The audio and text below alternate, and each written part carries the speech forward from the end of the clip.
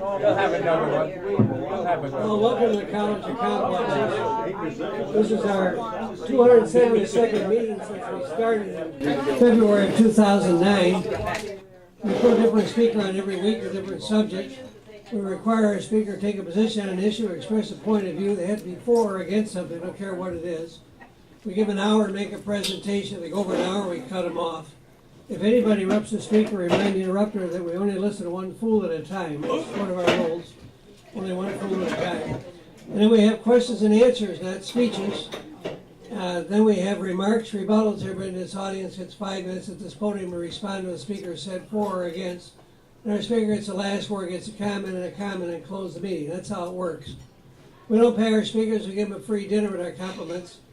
And that's how that works. Anyway, how else can I put this? Before we put our speaker on, we have announcements. Does anybody have any announcements they want to make? Now's the time. Any announcements? Oops. You got an announcement over there? Go ahead. Jim has an announcement. I'll do a brief one. All right.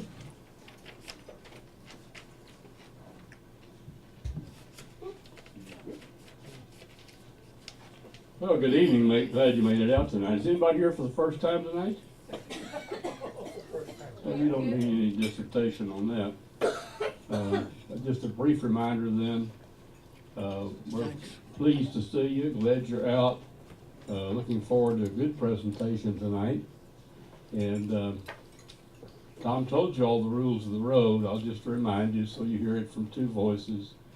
The first section after the speaker finishes his presentation is questions and answers. And Jim's always good at handling those. So looking forward to that. It's not time for comments. Save them for a little bit later. We give everybody usually about 5 minutes to get up and offer some of your comments on the subject. And they can be agreement, you know, something that adds to what the speaker said, compliments, or it can be disagreement, as long as we keep it not disagreeable. You understand what I'm saying? Keep the language clean. We're in a restaurant that has families outside, so don't let your emotion on the subject to get carried away, and there's 4-letter words going through the wall out there. Our restaurant is very accommodating to us. We appreciate them letting us come and use the dining room with no charge. We're able to keep our little chip of change we put in the offering plate with Tom at $3 to pay for printing and buy the speaker's meal and the general expenses of running the program. And it runs at about break even. I think we're a few bucks in the red this year. We were a few bucks in the black last year. So that usually all adds up and averages out. The main thing that we want to be sure you remember to do, being here with no room fee, is buy some food. And we've encouraged the server, if you don't want to buy any food, gives you a check or something if you want to just pay a bill and eat no food. But we don't want to have half of us come in, buy nothing that supports the restaurant, and get a free room and seat in exchange for that. And I know you can understand that, and if you've been coming, you know how that is. And I don't like to pound on that subject, but I just don't want you to forget. Treat our server nice. She takes such good care of us, serving all of us at one time as we come in and getting food to us. And the kitchen cranks it out pretty darn good. So we're looking forward to it tonight. And if anybody else has an announcement or some comments they'd like to offer before the speaker, Jim, begins his presentation, well, now's the time to do it. Thanks.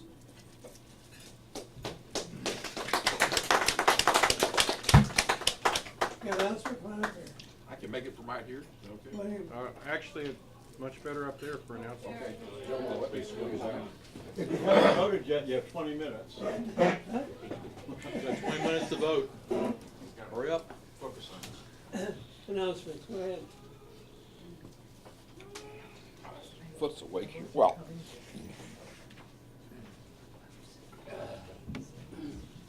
we had some propitious developments this week, and in light of them, the NSA contacted me and told me to convey to you that in light of the rulings of the federal court, that your telephone calls would no longer be recorded and monitored. Thank you. If you believe that, you believe anything. That's my only source of publicity. Government as usual. Any other announcements? You got one? Come on up here. Well, just a reminder, Come up, right here. some of the older folks can tell us. Please at the mic. Come up here. Please at the mic. Announcements. What's the mic? At the mic and report. Protocol. I see on the news that this is the 70th anniversary of victory in Europe. As I understand it, and there's several celebrations going on that you all might pick up those on TV or the web. And so if enough people Especially were doing that, it completely distorts Collection of World War II aircraft that the Smithsonian and a flyover. Big day. I'd like to well, just give my thanks to the guys that were participating in that. I don't know if any of them are here. I was a recipient. Tom, I have a quick announcement. Announcement time. Just a note on protocol, if you are speaking in the audience, you are being recorded. And it is a courtesy to the speaker and to those questioning and later doing rebuttals to keep it down as much as we can and keep necessary talk to a minimum. Thank you.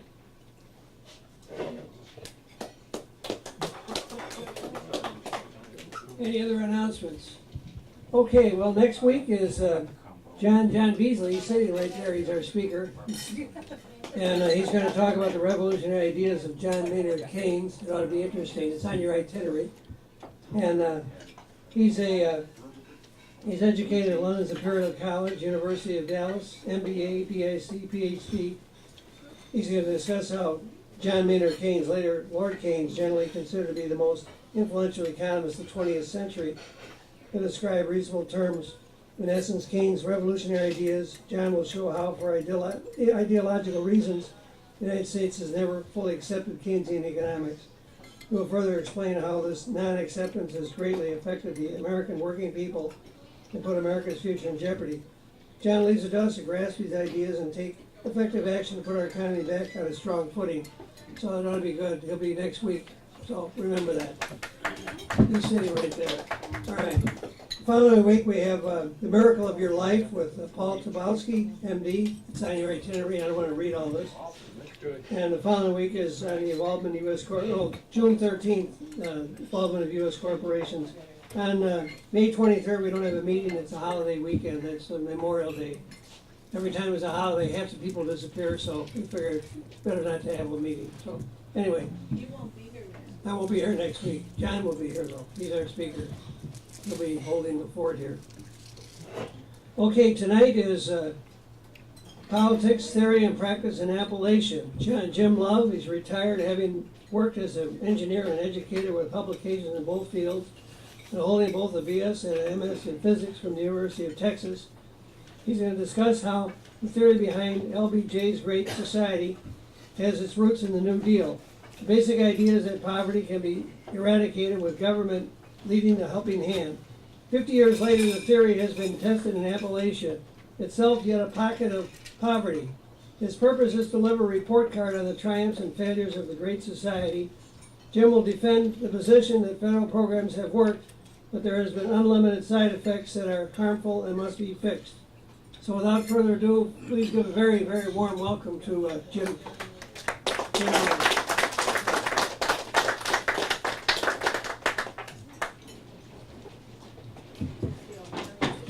Okay, as always, thanks for coming.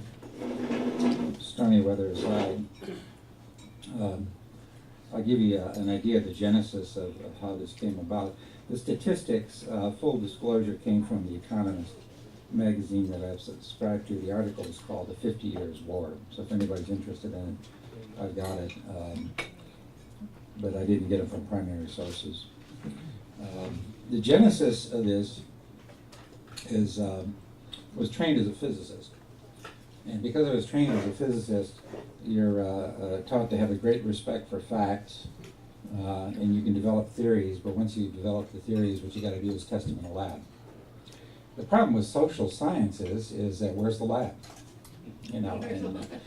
That's one of the problems, and then the other problem, of course, is do you really have enough time, and can you control all the variables, and so on and so forth. My thinking, such as it is that, well, we've had 50 years now since the Great Society was launched, and then prior to that, there was the New Deal. And of course, one of the main things in the Great Society was to eradicate poverty by means of government programs. So Appalachia, which is what this article from The Economist is about, they gave you a report card, what's been accomplished. So I've shamelessly plagiarized it for uses, for this particular talk. The talk divides up into 3 parts. The first part is really my political philosophy. It's the political world according to me. And you can, I know that some of you will have serious disagreements with it, but that's okay. The second part of the talk is the report card. It's, how does this theory work itself out in Appalachia? And then the last part is I do some self-criticism, and I find that the theory is good, but it doesn't go far enough. All right, and it's like a lot of scientific efforts. I mean, usually all papers, what do they end with, John? More research is required. Right? Yeah, TBD. All right. So here we go. Here's the first part, and the first part is American politics according to me. You can actually get somewhere and figure out what's ultimately going on if you look at the New Deal and present-day party constituencies. What you can say about the New Deal is that conservatives, whether Republican or Democrats, hated it. They hated the empowerment of unions, they hated highly progressive taxation, they hated government regulation of the big banks, they hated Social Security, and now they hate the Affordable Care Act. They hated all of it because it all added up, as far as they were concerned, to a nanny state, which was then and now characterized as dangerously socialistic. So, since FDR's time, conservatives have strained mightily to dismantle the New Deal. They successfully did this, for the most part, by forming a coalition of Christian evangelicals, most of the southern state electorates, big business, and Wall Street, although both of the latter two know how to cover their bets. Now, many of the Christian evangelicals were in the South, and the South had a long tradition of loathing Washington. You can think Civil War and the Civil Rights Movement, if you want to understand why. So it was easy to gather up the low-hanging fruit of Southern votes by promising unstinting opposition to choice and a fierce resistance to a power-grabbing Washington. This should sound familiar. This all began with Nixon's Southern strategy. For good measure, they also gerrymandered districts to make them safe, and also established a private sector propaganda machine that was and is skilled at telling people what to think. Think Fox and Rush Limbaugh. Also, they worked overtime and have been successful in packing the Supreme Court with justices who think money is in fact speech, although their victory is tenuous as the number of 5-4 decision attests. Now, the Democrats' constituency, on the other hand, liked most everything that the conservatives hated. Especially, they liked the idea that government could be a solution to social dysfunction rather than a problem. MSNBC, by the way, is counterpart to Fox in this respect. It is now, however, very clear that the left is on a long losing streak, having managed to preserve only Social Security and Medicare, both of which remain in jeopardy, as does a woman's right to choose, and of course the Affordable Care Act. So there you have it. Generally, conservatives fear what government might do to them, although when it comes to right to life, they inconsistently welcome government intrusion. Liberals fear what government might not do for them. Almost always, hot-button issues are about redistribution, which is simply all about who gets what and how to pay for it, not to mention finding ways to reinterpret the Constitution that are supportive of your partisan views. Almost every hotly contested issue, therefore, is about money. And as observed early on by de Tocqueville, he toured our country in 1835 or so, and confirmed more than a century later by Calvin Coolidge, and I'm quoting, "America's business is business." Wars and national security issues like Islamic terrorism are merely exceptions that prove the rule that in America, money matters a hell of a lot. Think of the tobacco industry's generation-long denial that smoking had anything to do with lung or heart disease. Or think of the scientists who prostituted themselves and backed up such claims with evidence. Today's climate change battles have an eerie resemblance, don't you think? We are obsessed by money. And the we is no longer in the sense of we the people. We now refers to clashing interest groups in a long war that is destroying the social fabric that once held us together. Our destiny now seems to be fragmentation, unless there's some huge external crisis that forces us to unite in the purpose of common defense. All right, so there's a break at this point. The break at this point, that's pretty much my political philosophy of what's ultimately going on, according to me. And of course, feel free to rip it apart, because I'm sure I'm not right in everything. So, what's been said thus far is just my opinion how the system works. And the natural and the justifiable thing to do is to ask for, if not proof, at least evidence. Fair enough. As it happens, there is a laboratory where the New Deal provisions or Great Society equivalents have been tried, and now, after most of my adult lifetime, the results are in. The laboratory is Appalachia, where first FDR and then LBJ set out to eradicate poverty by means of government programs. And it's also where Republicans like Mitch McConnell have had more than a little success. He is a senator who's not exactly a fan of entitlements. So let us review what has happened and has not happened in our labs some 50 years later, after LBJ declared war on poverty. To begin with, poverty in the region is persistent but better. In 1960, the poverty rate was 30.9%. Today, it's about 16%. This is largely due to transfer payments from the federal government in the form of food stamps, income tax credits, and temporary assistance for needy families. There's also been road building in the region, which has helped. Democrats point to such statistics, as well as enrollments in Obamacare and Crow's success, but not so fast, as we'll see in a moment. Yet the coal industry has been on a downward trajectory over this period, and it does not appear likely that it can be revived, what with the availability of cheaper and cleaner fuels.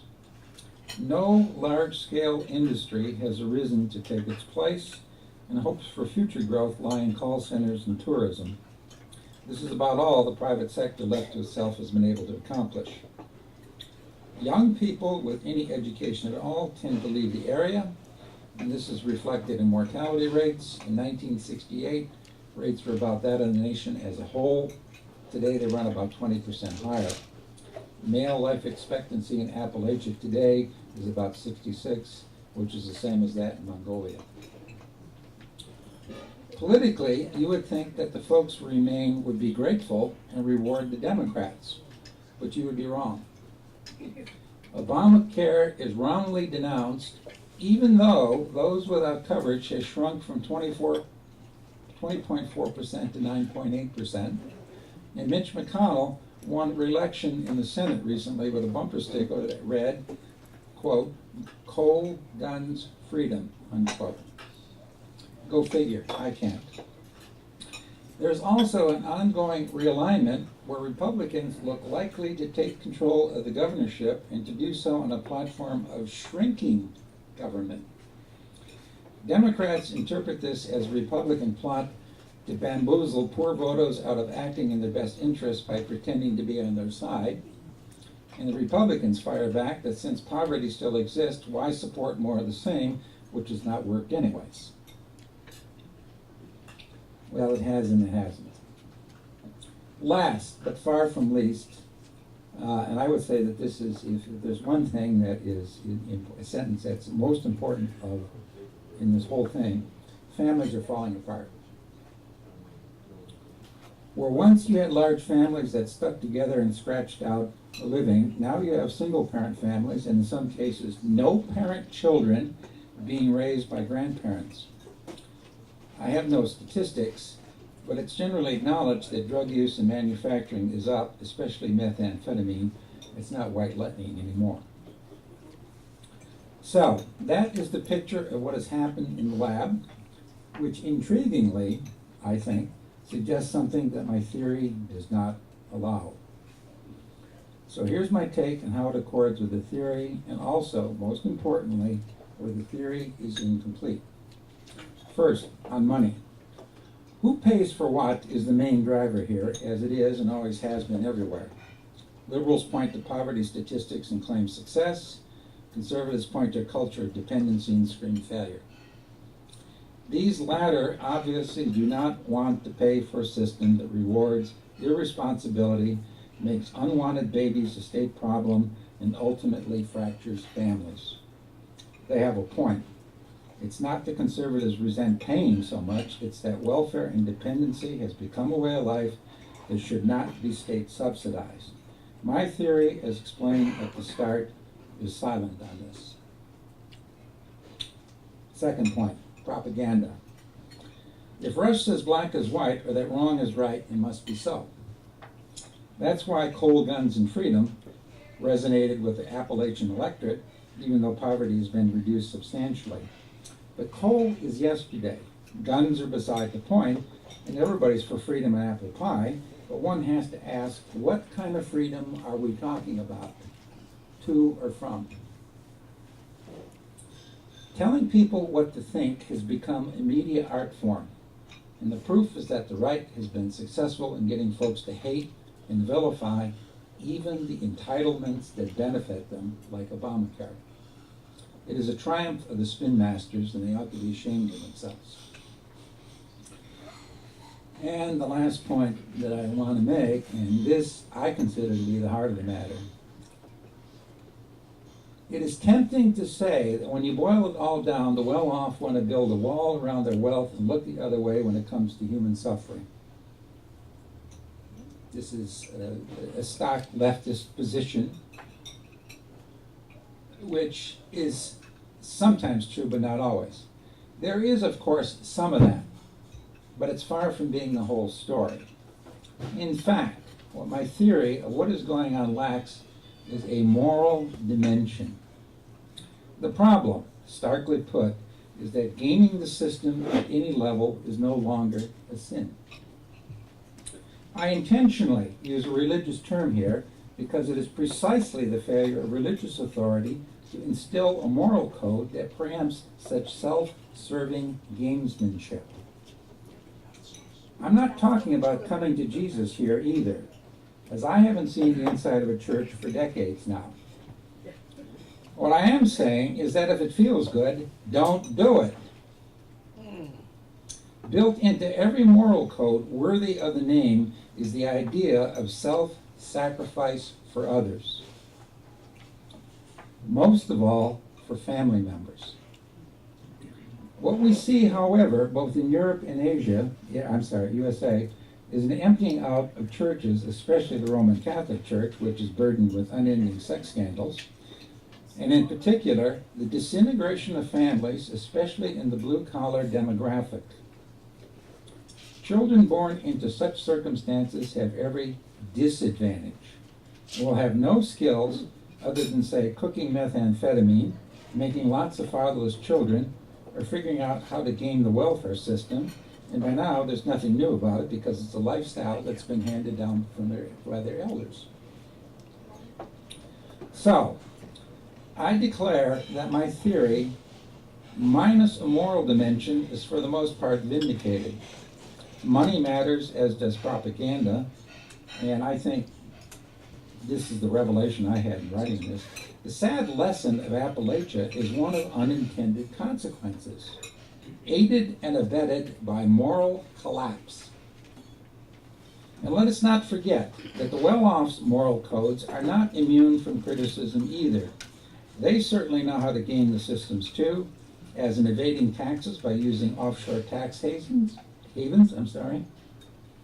making predatory loans to the ignorant, and making by means of legislation what was previously illegal now legal. In my youth, usury was limited to something like 10%. Right now, every credit card company in the world, thanks to lobbying efforts, can charge you 25%. And we know who they're taking advantage of. So, I will end on a somber note. I do not know how exactly to inspire folks to self-sacrifice, but I do know that it's needed. And I insist that in this moral vacuum, there's a golden opportunity for both church and state to lead us out of the wilderness. Inspiring sacrifice is what I'm talking about here. And in the meantime, the culture wars will continue, as well as the decline of this once great nation. And that's all I got. So, thanks for your question.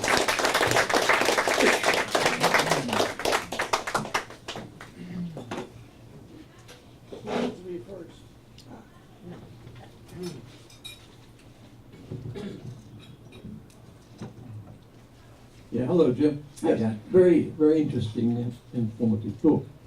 Do you have any solutions to the decline of Appalachia? I think that what's been done has certainly worked.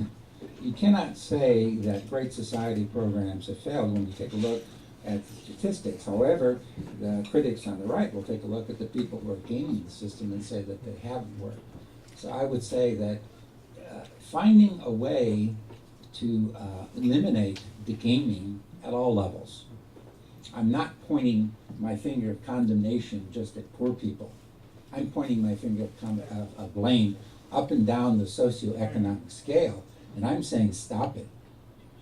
I mean, why don't people believe in the system? Because they don't believe in the people who say, our leaders, that we are here to serve while they're making themselves rich and gaming the system.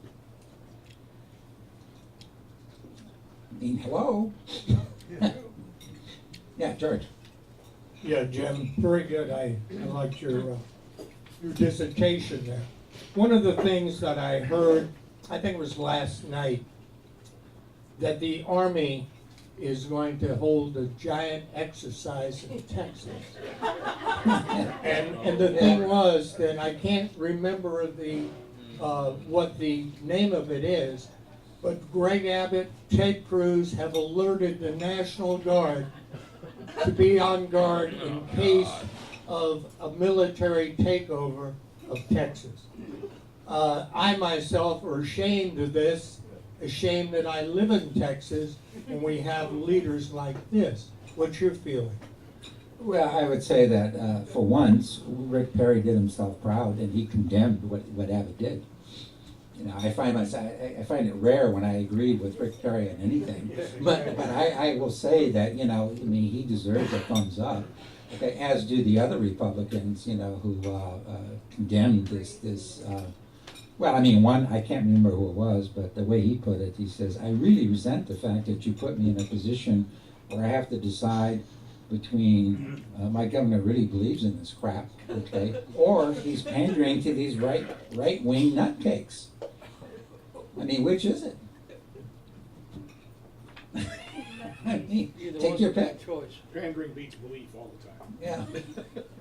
Well, interestingly, Colorado has banned Jade Helm 15 from happening in their state, and the people who put that together started back in 1995 planning it, at least that far back, and they also are carrying this out simultaneously in about a half a dozen different states for 2 months. And what right does the federal government have to do large military exercises in the United States? They should be practicing, shouldn't they, for the type of terrorism that they're supposed to be fighting in the world? That means practice in that environment. And the leaders of Jade Health 15 have also declared Texas and Utah as terrorist states. So it'll be interesting to see how it goes. Yep. What was the question? Jim, I wanted to question on the figures on unemployment, for instance. I want to dig a little deeper on, you're saying that there is actually less poverty in Appalachia.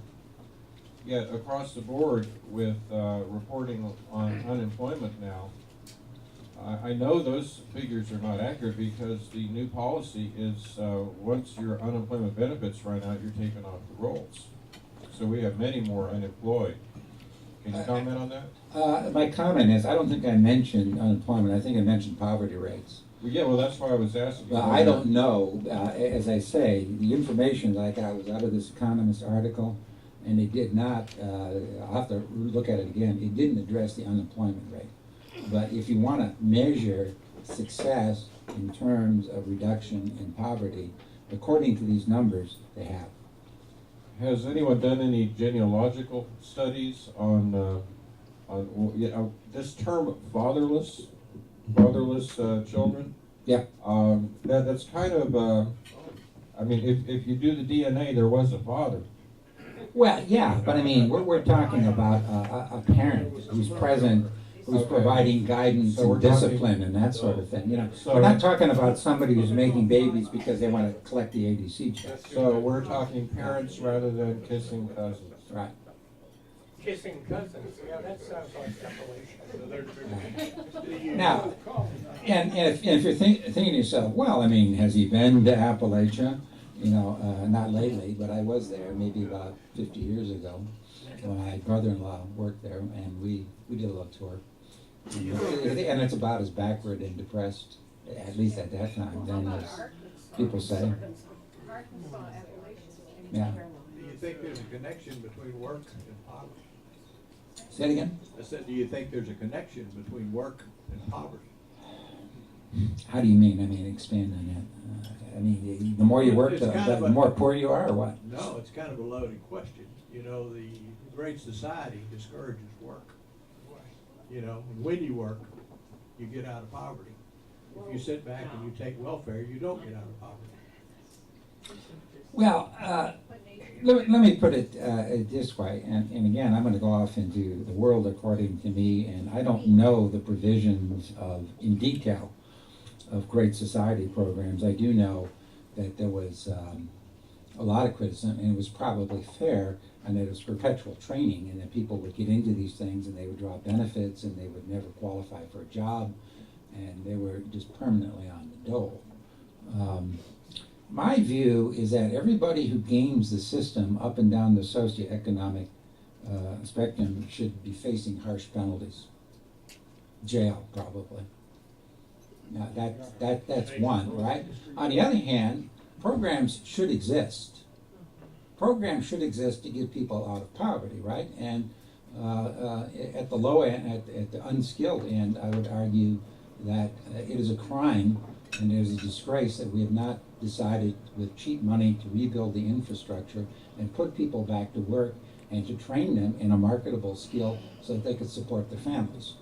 Now, the way I would organize something like that, I would organize it on a basis of, well, it's going to be along the lines of the old CCC. It's going to be a military in style. We're going to get retired DIs and out there who know who they're dealing with. We're going to kick ass. We're going to take names, okay? And these people will work. And subsistence checks will go back to their families, just like the military does it. Now, if that's knee-jerk liberalism, I apologize. It ain't. I'm not arguing knee-jerk liberalism. I'm arguing programs that work with provisions, okay, to make sure that people are not abusing the system and taking advantage of it. But at the same way, I would argue, at the high end, I mean, some bankers need to go to jail. Oh, yeah. Absolutely. Okay? Amen. So, I mean, and my view is the agency that needs to make this happen is, and I'm not going to argue strictly the government, because you did not hear me say that the government needs to do this, the government needs to do that, the government needs to do this, and we need new laws, we need better. No. New and better laws will do nothing unless people have a change of heart and they decide that they're going to do the right thing. What we need, okay, is not better laws and better government. We need better people. High and low. Yes, So I'm next. Hi. Jim. yeah.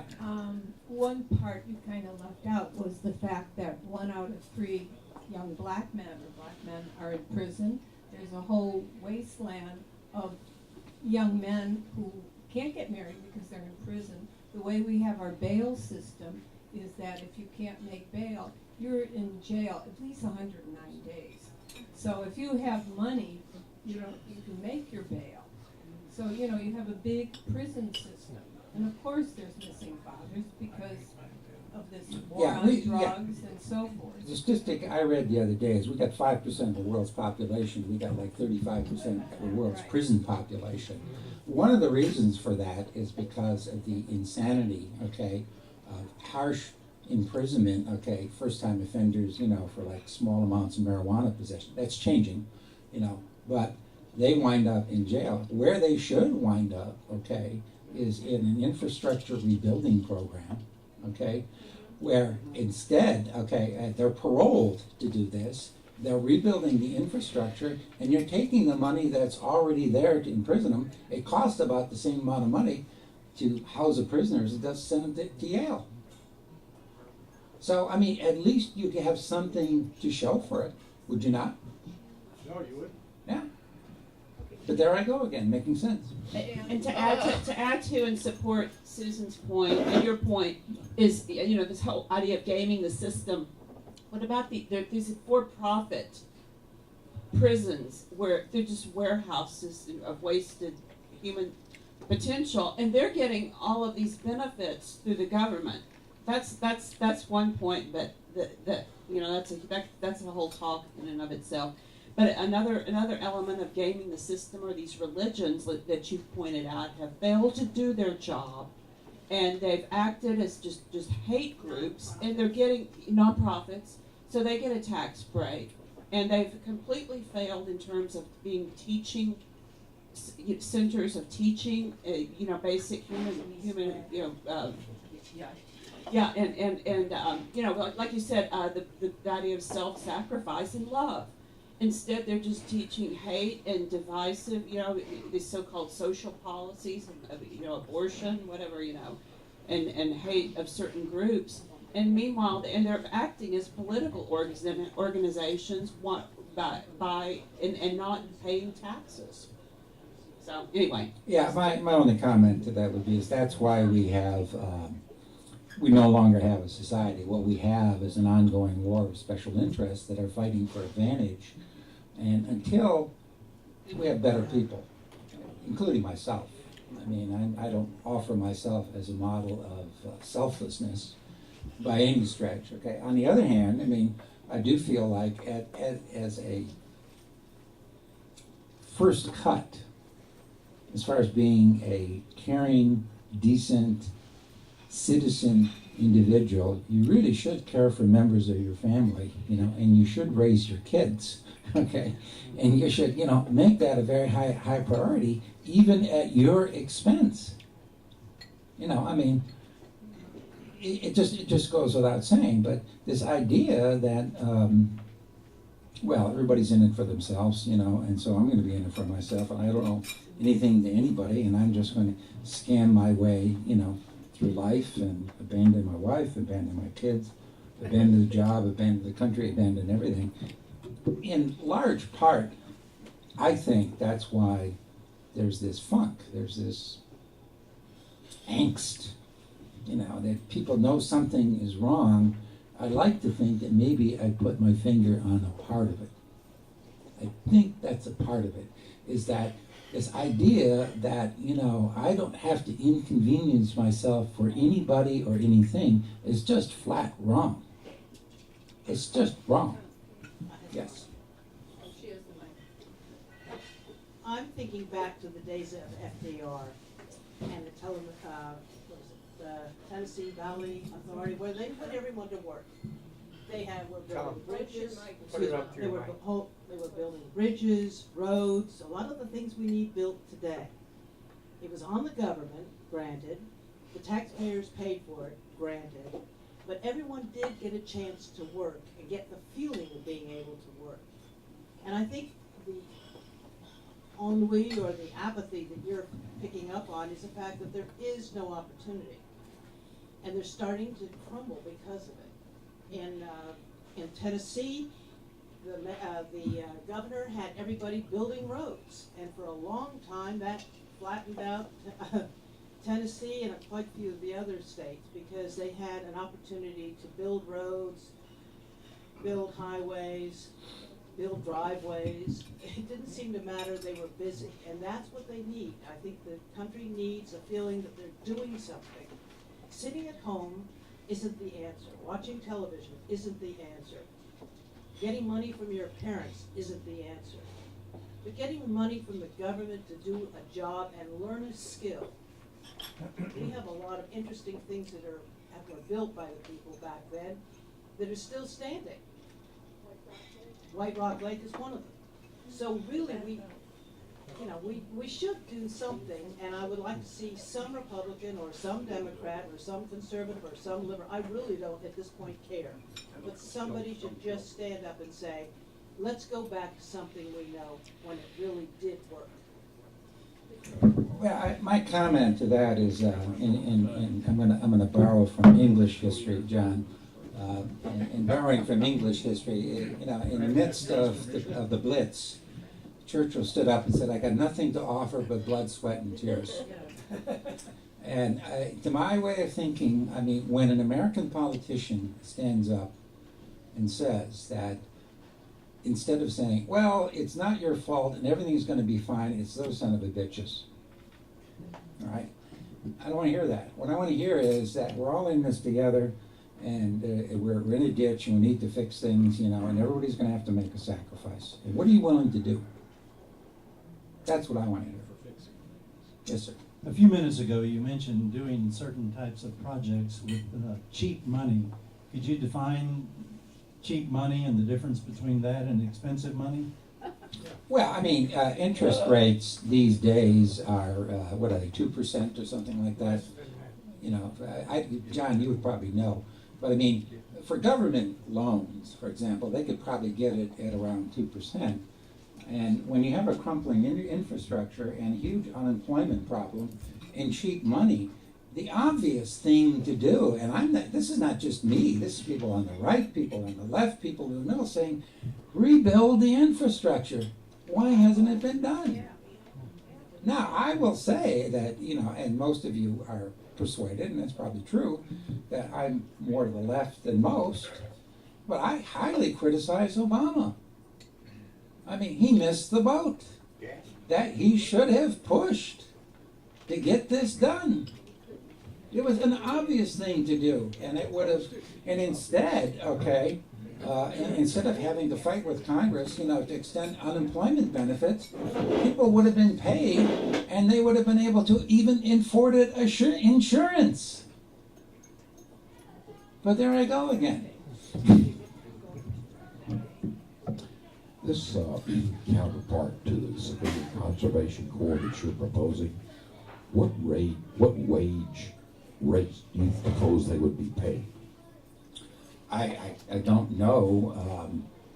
It wouldn't be high, that's for sure, because they're trainees.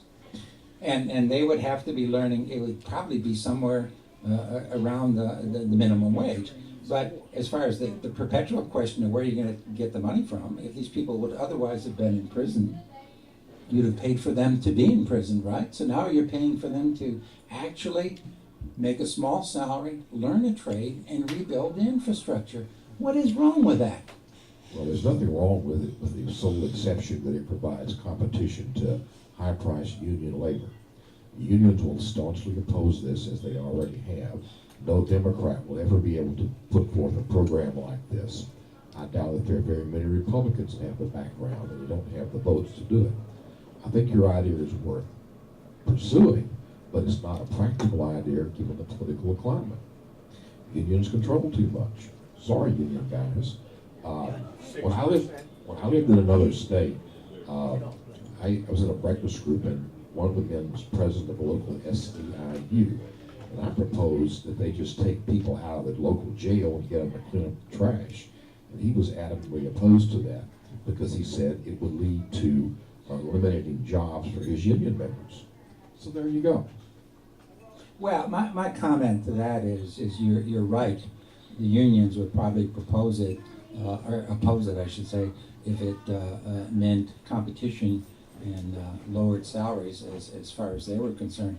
But then again, during FDR's time, there were unions, okay, and there was a WPA, and there was a CCC. So it can be done. Historically, let me finish. Yeah. It can be done, but the idea that there's an all-powerful union that could prevent everything is just not true. I mean, if unions were that powerful, not a single job would have ever been exported to China, and our manufacturing base would not have been rebuilt in China. So I agree with you to the point that unions will oppose it, most likely, if it cuts into how much they're making. But for them being powerful enough to stop anything, I don't think so. Well, I didn't say they were powerful enough to stop anything, but do you agree that there is a difference between exporting jobs and having jobs here that would be that will pay less than what the law calls for, which is a prevailing wage in public works project?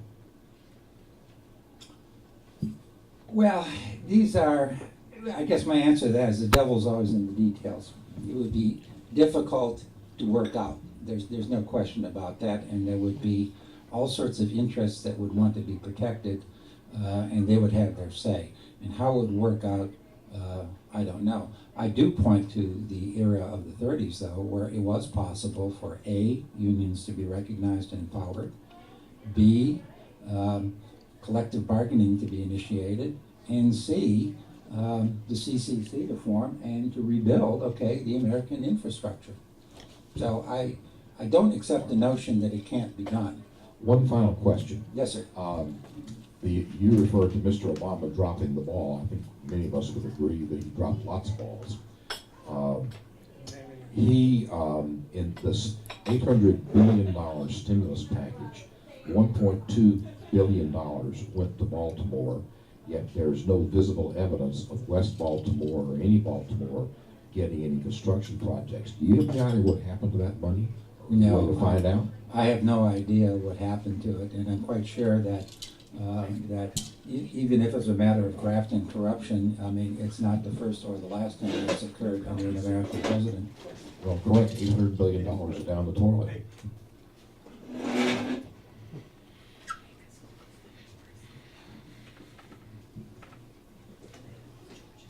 Yeah, Jim, there seems to be a question on the unions. 6% of industry or 6% of the private work is union. So it doesn't sound like they're too powerful at all. If not, they've weakened. And with some of the governors and some of our state things that want to have the right to work laws, which is a right to work for less, and we have Obama yesterday talking about the TPP and what a great deal it is. I personally think that we don't need prisoners going out there, which may be a good idea, to work on infrastructure, but bid it out to people that do construction, so forth, bridge building, and our economy. We should have been out of this recession years ago, but with all the obstruction by the Republicans in Congress, we didn't. But yet we've increased jobs month by month by month. Whether you want to believe these figures or not, there's some people that believe that the government is here to take over Texas. Well, commenting on your and the previous one, if you said to yourself, practically, how are you gonna get this done, right? You wanna rebuild the infrastructure, and the union's gonna object to this, you know, because of wage differentials. And, you know, and then some people will object that, well, we don't need another federal bureaucracy, which is sure to mushroom and grow and so on and so forth. The way these things get done is you get the movers and shakers together, which includes the union people and which includes the business people like Brown and Wood. We're going to do the thing. And you say, okay, on what terms would this be acceptable to you? Now, the way it works out, Brown and Wood would take a certain amount off the top, okay? And there'd be a certain differential as far as union scale rates and training. They could find a solution. It can be done. And it wouldn't be pretty. And it would remind us of, I forget who it was, says that you never want to, there's two things you don't want to be in on, and that's how they make sausage and how they put legislation together. Because it's not pretty. Yeah. Hi, Jim. Do you think that both parties realized when they engaged in a war against the American working man that they were effectively destroying the future of America? Do you think they understood what they were doing, or they just accidentally did it? Do you think it was a conspiracy, or do you think they just did it at the behest of the elite crew that are running the country? Well, my response to that is it's hard to believe that the golden goose can be killed. And politics has become a career. Very few people go into politics and who last come out of it not becoming millionaires. If you were to run for office tomorrow, I were to run for office, the first issue is not whether or not you're qualified, how smart you are, or how well thought out your ideas are, is do you have enough money? I mean, and if you don't, you're going to have to get it, and once you get it, you're bought. Now that's a cynical view, but it's one that I subscribe to. I mean, that's the way the system works. It's $1, one vote. Okay, second question then.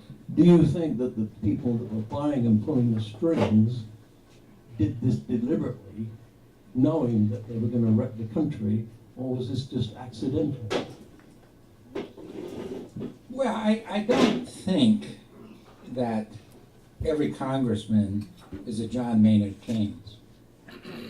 I mean, which brings up the question, do they really know what they're doing? All they know, okay, is that they're getting these advisories and they're getting this money and they're getting rich and they think the golden goose will last forever. And as far as sound advice is concerned, I mean, I'm quite sure that many of them wouldn't recognize it if it came to them with a big fat label that said certified good advice. I mean, the bills are put together and written by lobbyists. And when they're honest, they will tell you that they're not quite sure what's in there because they haven't read it. And that's on both sides. And I don't point the finger at just Republicans and Democrats. So third and probably last question. Do you think it's going to ever change then? Or will it, as Robert Skidelsky said, it's going to take another 2 huge recessions to stop this drift to inanity?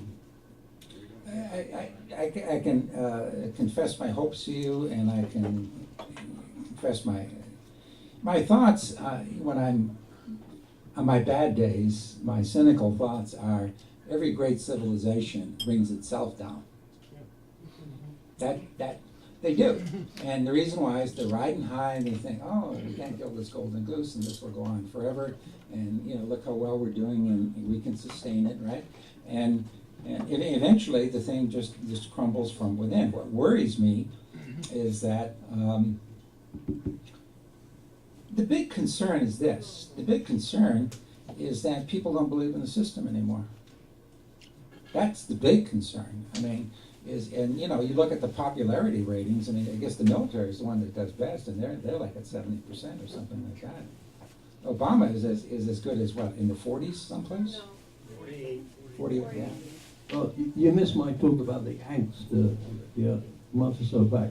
Do you believe that this angst will turn against so you will get an even worse outcome after the next election, next presidential election? The angst will not change until people start believing in the system, and what that means is that they have to have heroes, people that they believe in. Now, say what you want about FDR. I mean, I don't care if you're as right-wing as can be, but he was a saint in people's mind because, you know, when his funeral procession went through Washington, people were sobbing. A guy went up to a guy and said, "Did you know this man?" He said, "No, but he knew me." And that's the point. I mean, if you're going to believe in the system, you're going to have to believe in the people who are running the system, okay? And the cynicism, me included, I mean, I'm just as guilty as anybody. I mean, it's hard to believe, okay, the platitudes that are coming out of the mouths of politicians of both the right and the left. It's hard to believe in their sincerity. It really is. Not when they're getting rich. Okay, and not when obvious things are not being done, and not when things don't improve. Yes, sir. Talking about cynicism and lack of belief in the system, I want to mention two things and get your feedback on them. The first one is that it's much, much easier to run down the system. That is, when you have Fox News and Rush Limbaugh and so on saying government can't do anything right, taxation is theft, and these kinds of things, that they are a big part of one aspect of the cynicism. I'd like your comment on that, and then I'll mention the other thing that I'm concerned about. Well, to me, and again, this is just my view, this goes back to Roosevelt and the New Deal. There was this great upheaval, and the upheaval came because communists had come to power, and people who owned things on this side of the world, in the West, were just, it scared the bejesus out of them, okay, that they were going to, the United States was going to have the same fate. Then along came the Great Depression, okay, which seemed to prove that capitalism couldn't work, and that communism could. Okay, so what happened is all of these measures went in, okay, which I listed at the beginning, like progressive taxation and regulation of banks and all this sort of stuff. And, you know, the people who still held their property hated every bit of it. And so what they did in response is they said, we're going to take it back. And Roosevelt overreacted, and 40, 50, 60 years later, they've taken it back. But one of the critical things they did is they built a propaganda machine, a private sector propaganda machine, which goes to your question. That's what Fox News is all about. It's not a news station, it's a propaganda machine. Now, I will say the same thing about MSNBC. I mean, they're Johnny-come-latelys to the same game. They are. I mean, which is why, I mean, I spend my time reading as widely as I can. I read all the right-wing stuff, I read all the left-wing stuff, I read all the in-between stuff, and I hope to somehow or other sort it out as to what is going on. But I mean, the idea, you know, the idea that you could just bald-faced lie, okay, and get a lot of money behind it and call it news, okay, is disgraceful. Okay, That's what it is, it's lies. Right. Go ahead. Now, I'm going to make a couple of statements about things that I do, and then I want you to tell me if you think I'm immoral or not. Okay? Because Keep it a secret. What a chance. because here's the thing. If the cashier in this restaurant made an error in my favor, I would point it out and correct it. But if I went to the bank and the bank gave me $20 by mistake that they weren't supposed to, do you think I'd point it out to them? Absolutely not. If I went to the Kroger and they undercharged me for some of my groceries, am I going to correct it? Absolutely not. But when I go to the shoe repair place that's owned by the local guy in my neighborhood, if he makes an error, I'm going to, in my favor, I'm going to tell him. Also, in popular culture, we have all of these heist movies now, these revenge TV shows and so on, where what they do is they take this businessman that ripped people off and got away with it, and they perform scams on him and rip him off and that kind of thing. And I have gotten to the point where every time I see anything like that, I absolutely root for the criminals. Because what I know is that these people at the top, they have free license to do whatever they want, no matter how corrupt it is, no matter how greedy it is. They steal billions of dollars, and then they get a $200 million fine, and we're supposed to be impressed. Or they get nothing. Is there a question? Yeah, and so another example. I'm asking if he thinks I'm immoral. Okay, so and the final thing is I support the Chinese, what they did to the baby food, the president of the baby food manufacturer. They put polyethylene glycol in the baby food. He was tried, he was convicted, and 15 minutes later he was executed for murder for killing those babies. I'm not in favor of the death penalty, but I guarantee you I certainly support that a whole lot more than I do the president of United Healthcare running people out of health insurance and letting them bankrupt their families and then die in the streets because they're homeless. So, do you think I'm immoral? Short answer. I think we're all immoral, right? It's only a question of degree, and I'm not trying to wiggle out of it. The problem is that things that once were illegal have now been made legal, okay? But they're immoral, right? And I know how you feel as far as wanting to strike back at the system, okay? And inconvenience, people, who have been gaming the system in ways that you can only dream of. All I can say is what's happening in America, in my view, is the social fabric is being torn apart. It's being torn apart because people don't believe in the system anymore, and it's this accumulation of folks, who you gain an advantage and you take advantage of people and you say, F them. Okay, you mentioned that you read widely, right and left. Did you name 5 to 10 right-wing or conservative people that you read? Well, which books you read? I read Investor's Business Daily, which is about as right-wing as you could get. Okay, I read the Wall Street Journal. I read who's the guy that's in the wheelchair?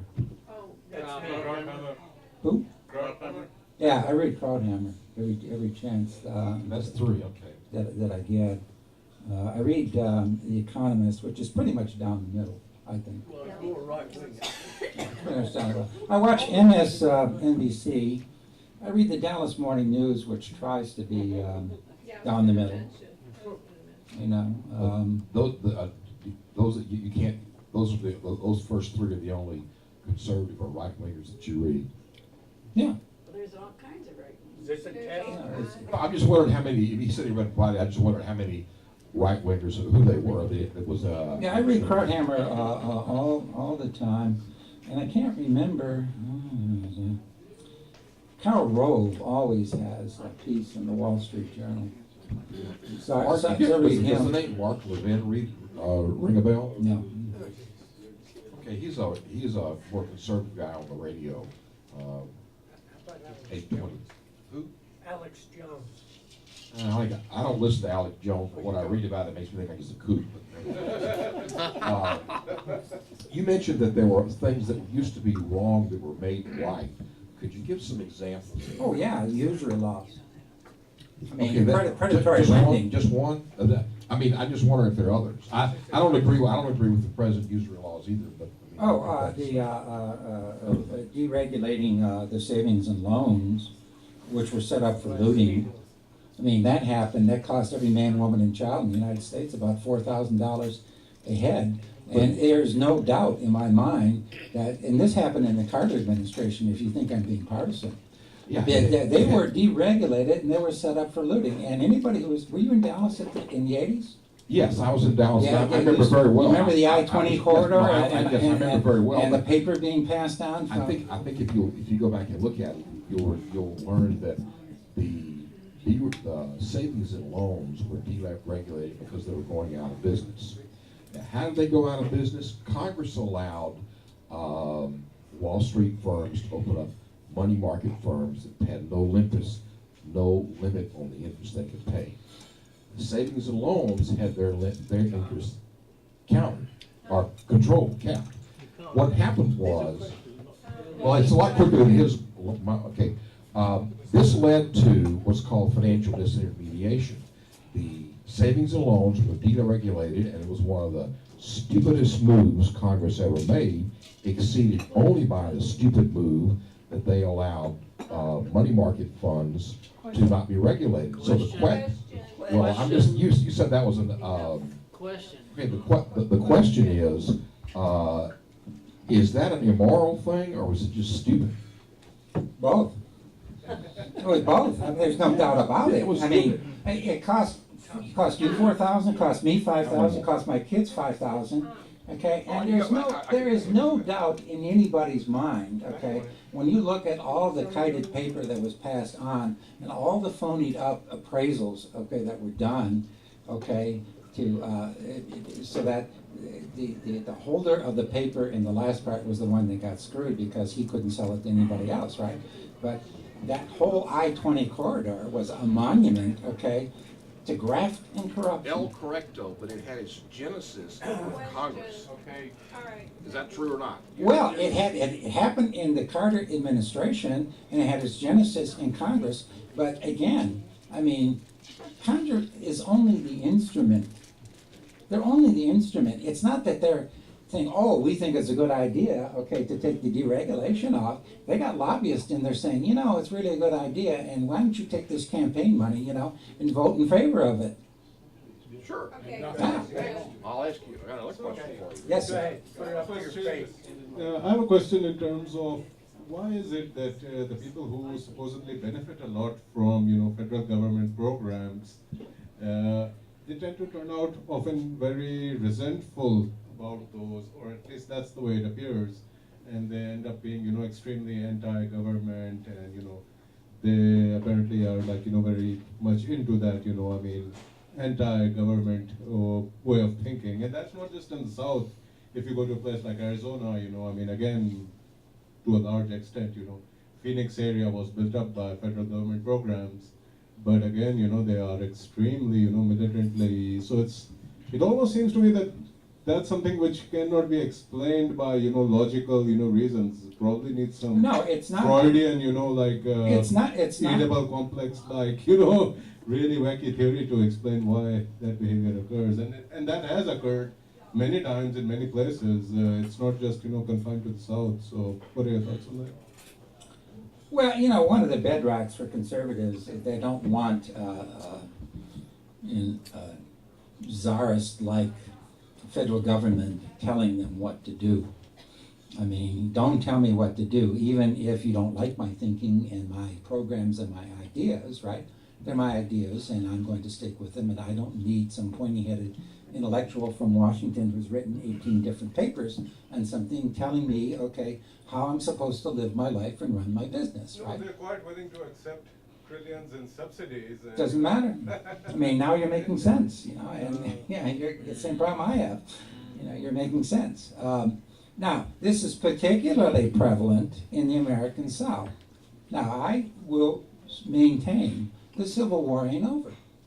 It's not over, and the reason why is because they hated the North when the North told them that, you know, we're going to destroy your economy, it's not going to be slave-based anymore. Well, that was bad enough.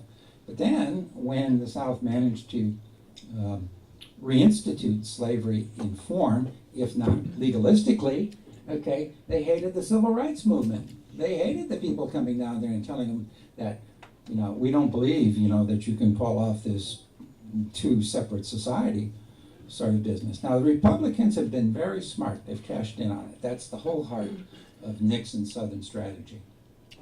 The whole heart of the Southern strategy is that we agree with you. The federal government shouldn't tell you how to do anything. You hate the federal government, and with good reason, so do we. But by the way, vote for us. Okay? So I will take an office, but I'm taking this office to make sure that the federal government stays out of your hair.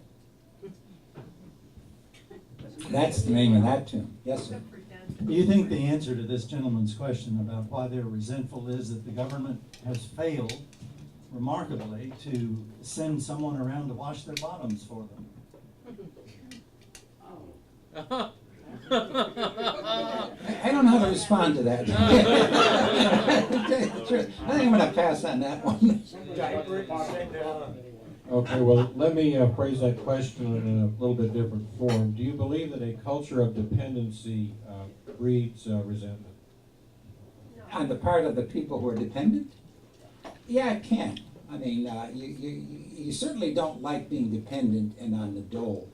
And I think that there's some truth to that. You want to be independent and stand on your own 2 feet and be your own man or a woman, as the case may be. But unfortunately, what happens is that a lot of people, they see it as a way of cleverly gaming the system, and it becomes a way of life. And then if you spend too many years doing it and you have no skills, then you're pretty much trapped in it. My plan would be, or my proposal would be, yeah, you need programs to help train people so that they can bootstrap themselves on out of not having any skills into having a skill, but you need to seal off the escape routes, okay, that permit them to game the system, okay, and just collect benefits for the sake of collecting benefits. And I'm not a smart enough guy to figure out how exactly to do that. It's easy for me to say you should do this, but I don't really know how. The one thing I'm absolutely positive of is that everybody needs to remind themselves what Kennedy said back in his inaugural speech. I mean, don't ask what your country's going to do for you. Ask what you can do for your country. I mean, and until we get better people, we're no place. I agree with your assessment of the Fox News and I guess the NBC. I wonder if you might care to take a poll in here of how many people listen to Rush Limbaugh, for instance. Right. Well, I did at one time. But Now I listen to Alex Jones. the reason I asked that, I was in a conversation the other day with somebody that did, and they were very excited about some comments he made. Is this Mike? I have challenged a couple of folks that exclusively listen to Fox and talk about some things that I believe were erroneous to listen to PBS NewsHour for 1 week and listen to some of the Charlie Rose one-on-one interviews and then tell me what they think. I mentioned too that I listen to BBC Radio, and the upshot of those conversations with some of those people is that I was listening to communist socialistic propaganda, and none of it was true. So I guess my question is what in your opinion would get our populace a little more balanced or rather get into what I would perceive to be more correct and factual news programs? Well, it's a big problem, and the reason it's a big problem is that I'm retired and I got plenty of time, and I can afford to read and I can afford to study. You know, and you're working and you're raising a family. Who the hell has time to fully not to mention energy, to fully educate yourself? So what people do is they hang with people who tend to reinforce their views, and they tune into this and they tune into that, which tends to reinforce their views. And meanwhile, you've got people on both the left and the right who are working overtime, okay, to manufacture very clever propaganda, okay, that gets things going their way. And this is just a big fat dream. I mean, the big problem is that both major parties cannot agree on a common set of facts. One set of facts for one party is a set of lies as far as the other is concerned, and vice versa. I mean, you can start with global warming, right? I mean, try to find a common set of facts, okay, amongst those who say there is and those who say there aren't, right? It won't happen. Well, you can't run a government, much less a society, and people willfully, refuse to recognize facts. Now, I mean, and if you think I'm exaggerating, I'm not. The 7 heads of the 7 major tobacco companies in this country were referred to as the 7 dwarfs by the media. Do you know why? Because they were moral midgets. Because every time they were asked to testify before Congress as to whether or not tobacco was contributing to either lung disease or heart disease, they said, well, there is no evidence. I mean, these people were willfully lying. So, I mean, and when you have this sort of atmosphere, and when you have this sort of, when people say, well, this is understandable because look at all the money they lose. So, I mean, you have to decide for yourself. Is that immoral? Yeah. Oh, right, I have the mic. Okay, sorry. Jim, I think you live in Garland. Yeah. What do you think of what was going on last week? No. Garland, do you have an opinion? What? I had to bring it up. Yeah. Well, I'll tell you what, and it's apart from politics. I mean, and it's apart. Here's what I think.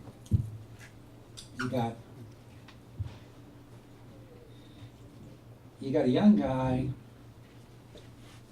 and I'm going to preface this by saying in no way, I support the Garland Police Department. I think they did the right thing. I admire them, and I'm glad that these guys were shot down. Okay, and I think they were doing the wrong thing. But I want to explain, to me, in my way, in my thinking, how people come to this view. And I got to thinking about, believe it or not, Bobby Sands. You remember that name? He was an Irish revolutionary. He was a 16, 17-year-old kid. He's in the Maze prison. This is back in the 80s, right? And so this misguided kid decides that he's going to be a revolutionary hero and he's going to go on a hunger strike. And Margaret Thatcher, of course, said, no, we're not going to force feed him. Remember that, John? Not going to force feed him. And so he starved to death. When he really should have been out chasing girls. That's what he should have been doing. He had no business doing that, but he'd fallen for this romantic notion, okay, that, gee, the best thing I can really do with my young life is I can be a hero.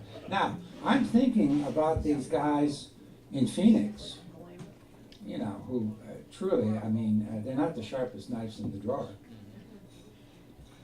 And, they're roommates, and they probably are not, getting along real well. One runs a pizza parlor, the other guy's got a carpet cleaning thing. So I'm saying, what's going on with them, right? Well, women are not interested in them. They don't have an education, they don't have any money, so there's no future, right? So not doing well with women. Right? Well, they're not doing well enough. But here's the deal.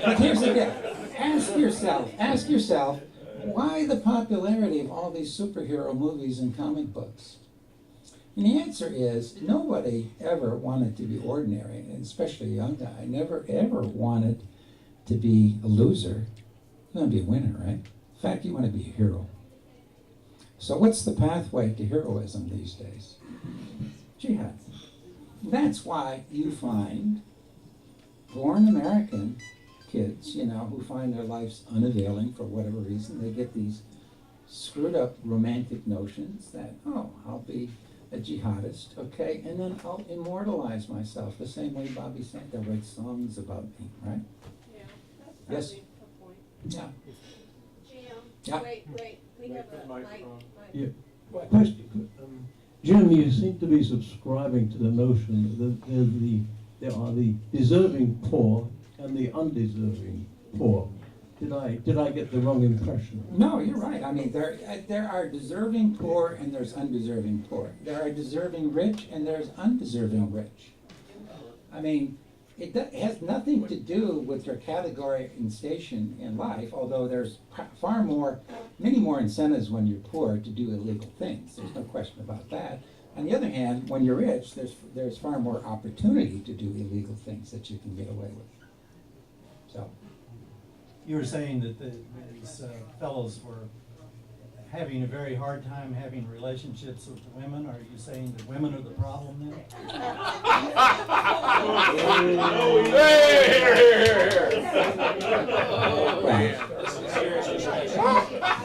You need to keep in mind that this is just in my imagination, okay? And I can't back this up with any facts, but you know, I'm thinking back to Bobby Sands, you know, who starved himself to death because he wanted to be a hero, which was a very poor move on his part. And I'm thinking back, if you want to think about communist revolutionaries, you want to think about people who fought in the Lincoln Brigade during the Spanish Civil War. I mean, there are plenty of Americans who bought into communism back in the 30s, right? And they got on steamships and they sailed off. And as a matter of fact, your hero, George Orwell, fought, okay, on the communist side and even got wounded. So yeah, I mean, I would say wanting to be a hero and the romanticism that goes with it, huge driver as far as young men are concerned. Jim, it's not exactly on your topic, but since we got off on regardless. More on the mic. More mic. Last summer, there was a black mass, MASS, scheduled for Oklahoma City by some kind of a bizarre group. And it was allowed to go through, I believe, because the belief is that any group can rent these facilities. And I don't know that anything really terribly dangerous occurred up there. However, as a people, do we not have some responsibility to know that when we are doing things that may incite disturbed people, that we may also get a lot of innocent people killed? Yeah, I've read that criticism, and I tend to agree with it. It's one thing to say, well, I'm going to do something insightful, and I'm going to risk myself. I mean, if that's what you want to do, go ahead and do it. You know, but it's another thing to say that, well, I'm going to do something outrageous to see if I can provoke a response, okay, and then put other people at risk, like security folks, okay, in Garland. Now, as to what the authorities were supposed to do as far as running the place is concerned, I don't have an answer for that. It's a public facility, and supposedly they have to answer. They have to open it up. Related to that, do you think that the media incited the riot at Ferguson and got 6 people killed? I don't know, to put it quite frankly. I'll tell you what I fear. I mean, I was in Detroit in 1967, and I remember Detroit going up in flames. I remember Newark going up in flames. I remember Watts going up in flames. And I also remember Richard Nixon exploiting that, okay, and asking people to choose between law and order, okay, and what was then termed as seditious revolutionary activity, and I think that the nation was worse off because of Nixon presidency. And I fear the same thing is going to happen now. Now, I know for a fact that there are people in Baltimore, and I don't know for a fact, but I suspicion that there are people in Baltimore and people in other places that are using this as an excuse and a cover to loot. I know that. But to say that that is the sum and substance of it and that's all there is to it is just flat wrong. I mean, there has been, okay, and continues to be, many abuses on the part of the police, which need to be fixed. And how that's going to get sorted out is a tough question. Okay. You mentioned Nixon's Southern strategy. Did FDR have a Southern strategy? Yeah.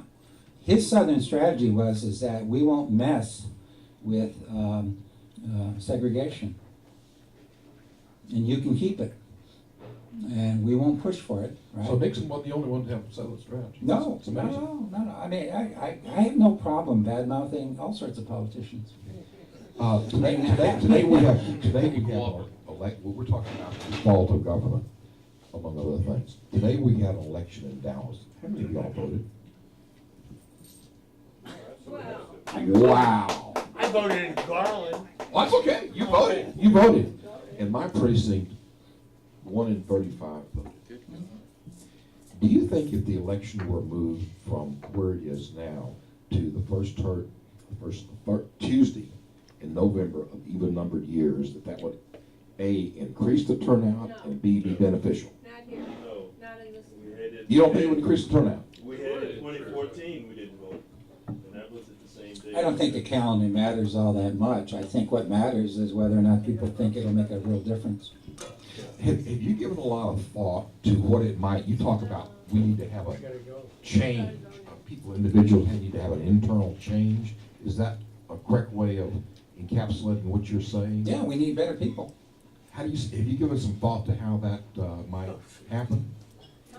I don't know. I said I'm not smart enough to know how the religious and the government institutions will inspire people to sacrifice. I will point out in John's case, I mean, of course there was World War II, and there was the Luftwaffe to contend with, and Churchill found it rather easy to say, I have nothing to offer but blood, sweat, and tears. Okay. We need the equivalent of that.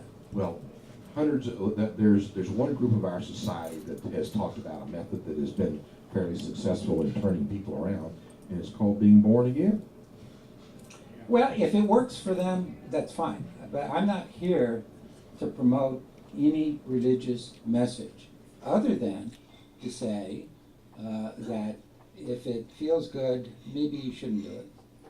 If you're proposing people need to be changed, do you care how the change comes about? No, I don't. No, I don't. If an individual has a religious experience and he comes out of it, okay, caring for others a little bit more than he did before, then I would say it's a good thing. However, it was achieved.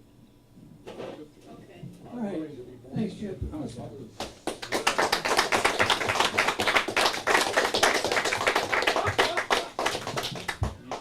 Okay, now it's your turn to talk.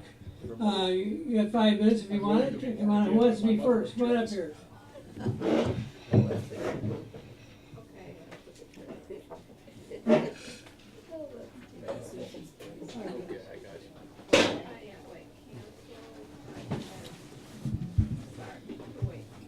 We started off talking about the Great Society, and I was fortunate enough to come in at the beginning and see the whole show.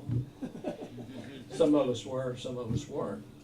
But one of the effects of the Great Society, it had good intentions, but one of the effects is it discouraged work. It made it easy not to work.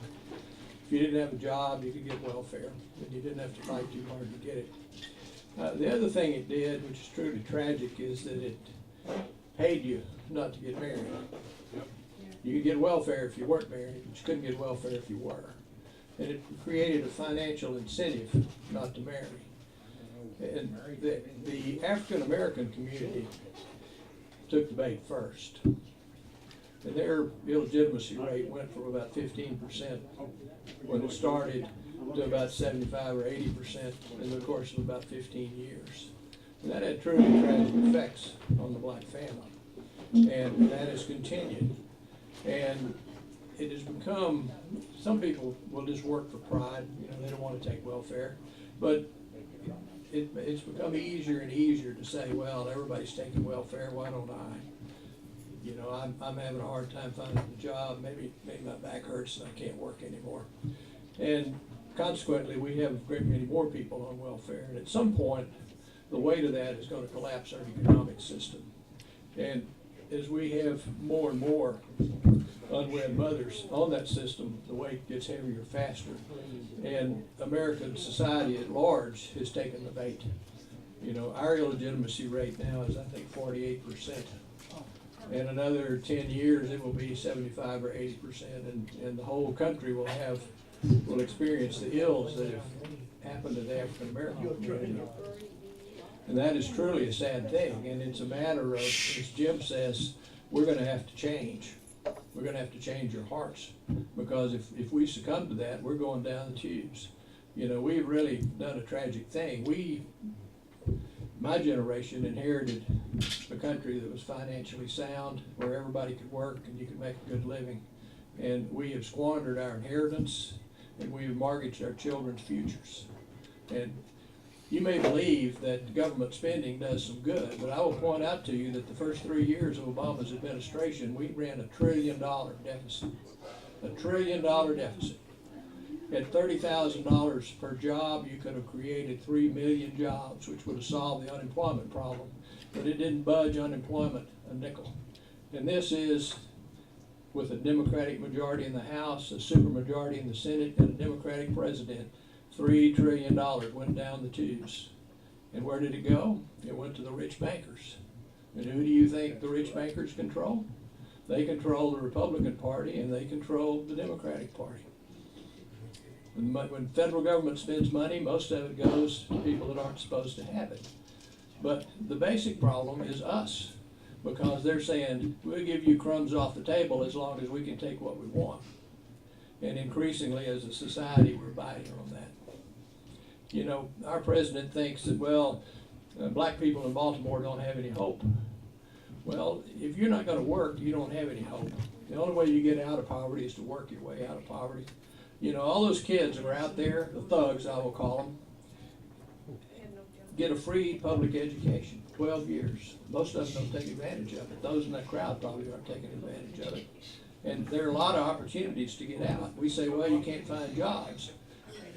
1 million Mexicans a year come up here and they find a job. They can't speak English, they don't have much education, they find a job. Well, one of the things that we're doing to poor people in America is that we're keeping them from finding good jobs because we keep importing all this illegal immigration.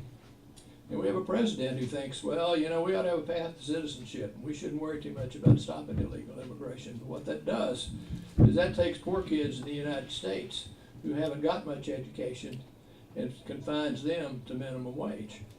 There's no pressure to bring the wage up. The other thing is that we export our manufacturing. We've been doing that for the last 20, 30 years. That was a Clinton invention. You know, it's not one party that has done this to us. And like Jim says, it's because lobbyists show up in Washington with sacks full of money, and they're not real particular about who they give it to as long as they buy the vote. And the congressmen up there are not particular about taking it. You know, they don't care much about whether they're Democrat or Republican. But it all boils down to we have to change. In this room, a lot of people held up their hands that they voted. If more people voted and informed themselves and didn't just vote knee-jerk, pull the ticket, then it would be harder to do that to us. But we've got to do that. And you know, the Great Society is not nearly as great as you might think. Is my 5 minutes up? Yep. Good.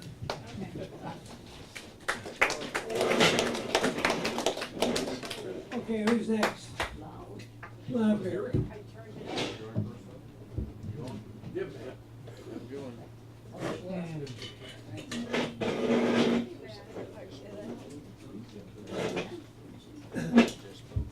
Well, in some ways I'm amazed that I find so many things that I agree with you on in your speech today. Very good presentation.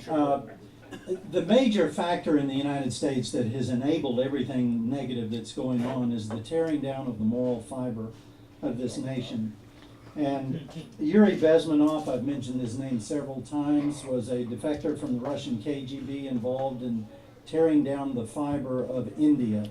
And he saw the evil in that and defected to the United States and has given certain lectures and so forth. But he said the first step when they go into a country to convert it to communism is to tear down the moral fiber. And they allow 15 to 20 years to do this as the first phase. And they were astounded that in the United States it only took 10 years. Yuri Bezmenov, need to go to him and learn. The big problem we're having today is, of course, like I've mentioned, this rampant virus of the combination of greed and lust for power. We're having a world taken over by corporations. We're having a world turned into fascism. And they control all of the major organizations that we think are so lovely and so forth. For instance, this thing about public-private partnerships. This came out of a UN meeting down in Brazil in 1985. Joan Veon, V-E-O-N, go look her up, studied the UN, went to all the conferences she could, and she realized what they were doing. This public-private partnership is like the prison systems that were mentioned earlier. They're now owned by private companies, and if you're on the board of that company and you're getting money out of that company, do you want to let those prisoners go? Heck no, the government's paying you to keep them in there. It is not in the interest of the people of this world to have private prisons, and much less water companies, and I think even light companies. All of the utilities that are ours collectively should never be in private hands, and yet this thing of public-private partnership is growing and growing and growing, and now there's video. Hillary Clinton is promoting public-private partnerships. They're all in on it. All of these political leaders, we think, oh, I like him because he's liberal, or I like him because they're all part of the same party. It's money that controls all of them.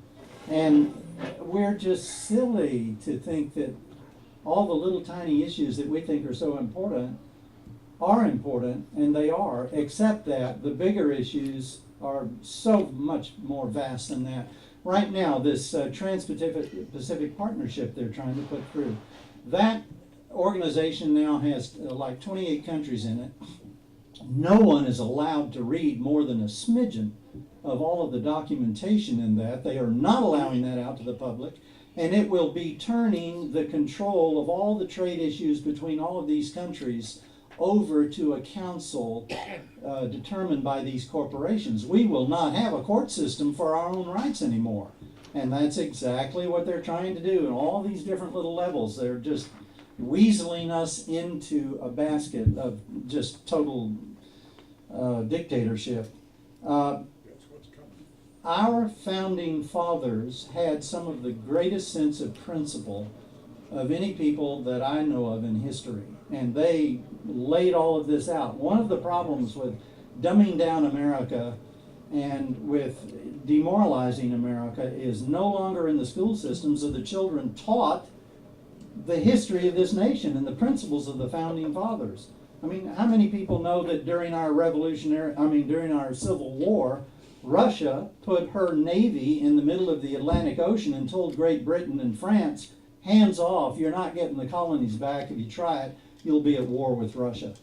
The Tsar of Russia knew how important this nation was. And Otto Bismarck, you know, in our history books, we see him as this terrible warlord, brilliant politician who brought all of these feuding walled city-states together into one nation.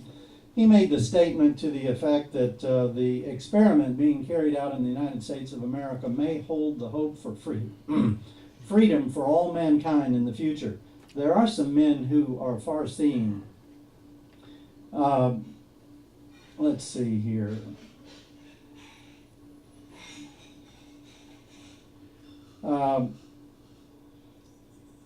As far as corruption goes locally, I was involved with this activist group that Regina Amborgia was conducting, going down to the city hall and trying to get fluoride out of the water.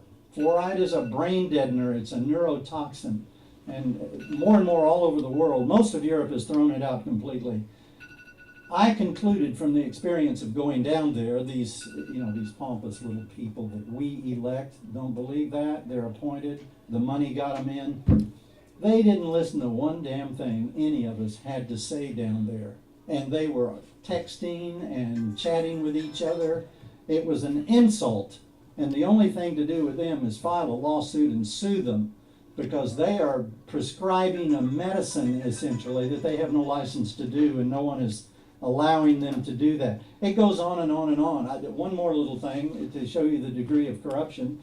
I think I mentioned this before. In 1978, when I was practicing law, I had a case that fell right into the middle of the fact that the Dallas Narcotics Division was trying to muscle the mafia out of heroin trade and take it over for themselves. The police officers were doing that.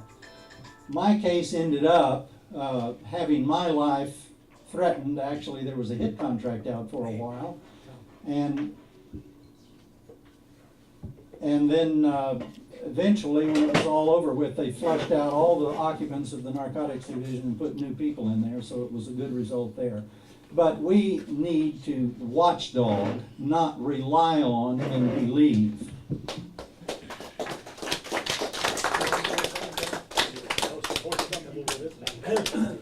Well, come on up here, you're next.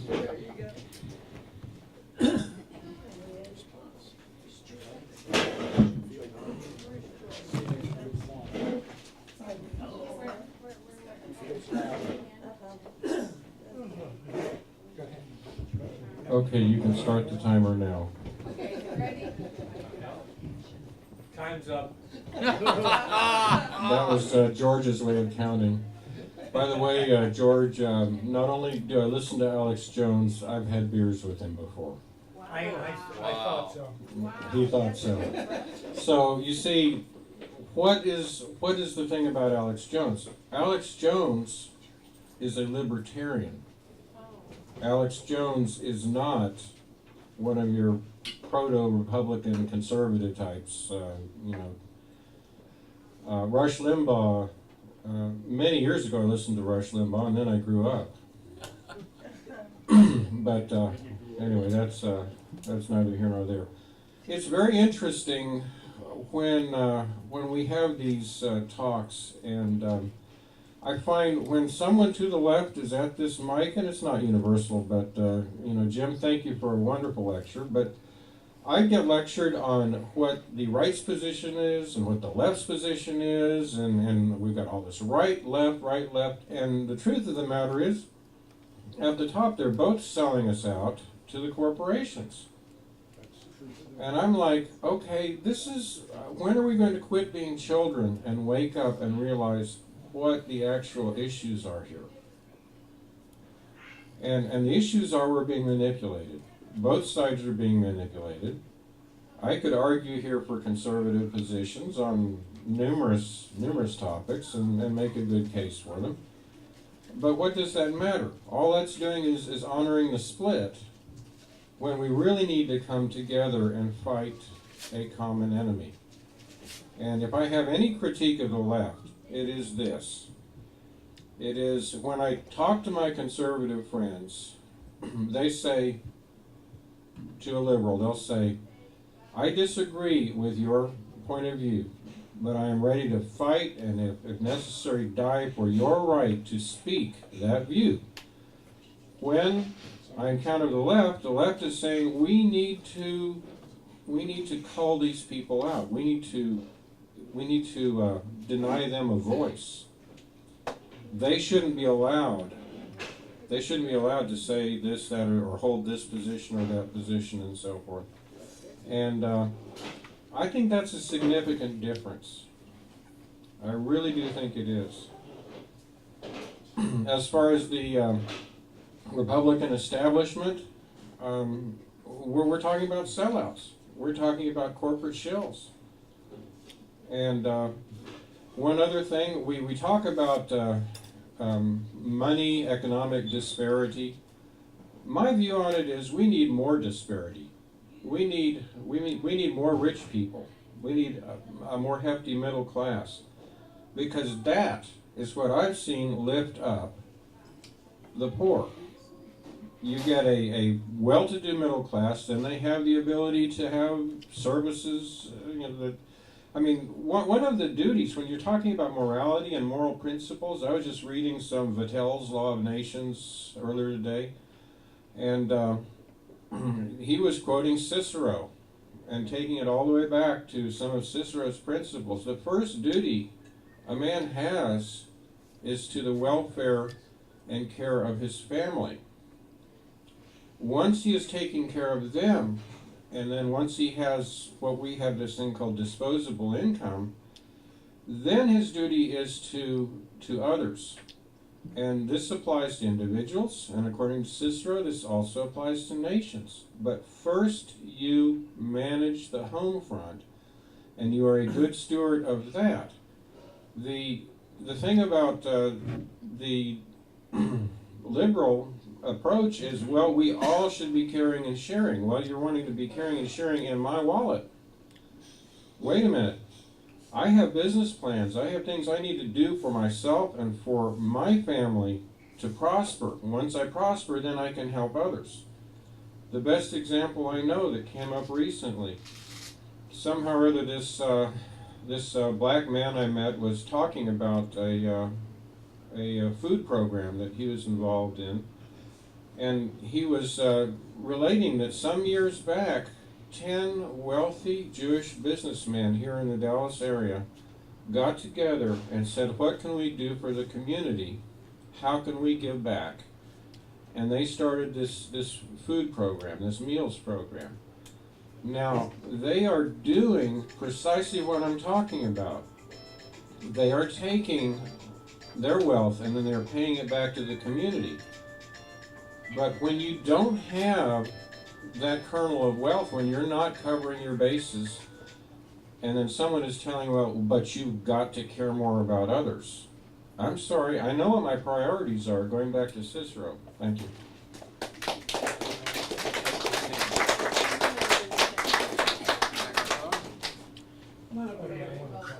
George, are you next? No, I'll be after Ray. He's leaving. All right, George. George, you're up. Scared him off, George. I always like to talk after Ray. I'm just glad I can talk a bit. You're glad you can. Where to? I'll give you 5 minutes. Yeah, thank you. Jim, you did a good job. Jim, we're not only friends, we're also, we're on the same ball team. We're now on the injured forever reserve list. Jim got hit in the jaw and broke his shoulder, and I have a heart problem. So anyway, I'm benched forever. But anyway, basically, Jim, you did a great job here, and I'm glad to see it. And Albert, I'm glad to see you here tonight. I'm glad to see me here tonight too, I'll tell you that. But anyway, one of the things that was brought up tonight was I have a pastor, and I'm probably in the midst of a bunch of right-wingers at church. But he puts things in there that the thinking person will think about, like we're all in this together. We should care for those that are less fortunate than us. There's no doubt in my mind. You know, we talked about unions. One man here says, well, because the unions wouldn't go for it. 6% of private industry is unionized in this country. I was there. I worked for Braniff Airlines at the time, and we had 37% of the country that was unionized. And I'll tell you what, I could make a wage without having my wife work. And I think most of us could. That's called building it from the middle class, not the trickle-down theory that Reagan put in. That we take this money, load it on top, and there'll be some droppings that come down, and everybody will benefit. After 30-some years, it's been a failure, a big failure. And I think Jim was right about the moral consciousness of this country. But we can't have a war on the poor. We got to stop blaming the victims. If we had jobs to actually go to, you know, we've had to increase each year, each month in jobs for 60 months, but yet we poo-poo this away. Well, it isn't poo-poo. We almost had our whole world economy collapse.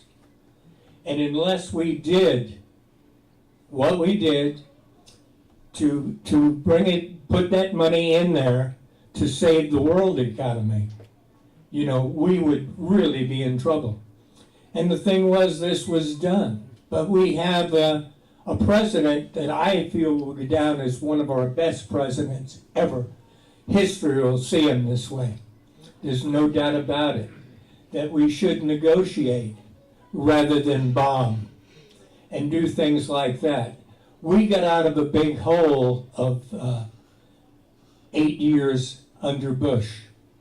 You know, Iraq was a big mistake. Weapons of mass destruction that weren't there. You know, we got in there, and our real enemy at the time was Al-Qaeda, and they were in Afghanistan.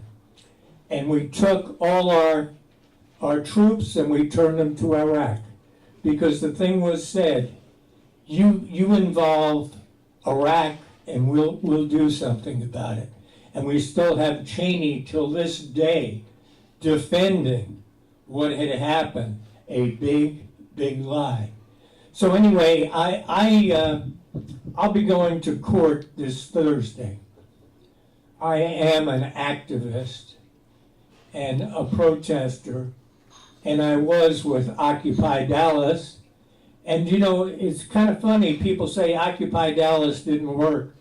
They didn't start talking about the 99% and the 1%. They did it because we marched and we walked the streets. I went to Occupy Congress, saw my congressman up there, and they said, "Who do you represent?" Because I may have looked like a lobbyist. And I wrote across the page, Occupy. So anyway, the reason I'm going to court, because I felt that that Walmart was the poster child for poor wages and poor working conditions. And half of those people, more than half, were on food stamps. And we're paying for those food stamps. So I went, there were 13 of us that volunteered for civil disobedience, which was to block traffic on Lake June Road in front of Walmart. And as the policeman came up to us and said, "Move off the street," they did it 3 times, and we said, "We respectfully decline to move." And then they cuffed us all. So anyway, I don't think I'll get too big a jail sentence for it, because I'm going to go in there with a wheelchair, tell them what a bad heart I have, and perhaps collapse on the floor. I'll show that judge. But anyway, I do appreciate it. It's good to see everybody. Thank you.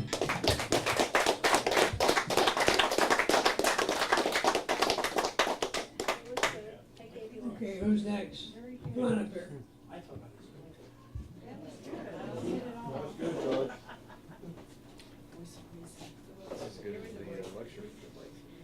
This is good as his lecture. This is as good as the lecture all the people will learn.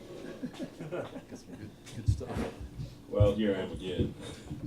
I want to echo what everybody else has said. I thought your presentation was well thought out and well presented, and you were given some very difficult questions to answer. And there are no answers to some of the questions we face in life today.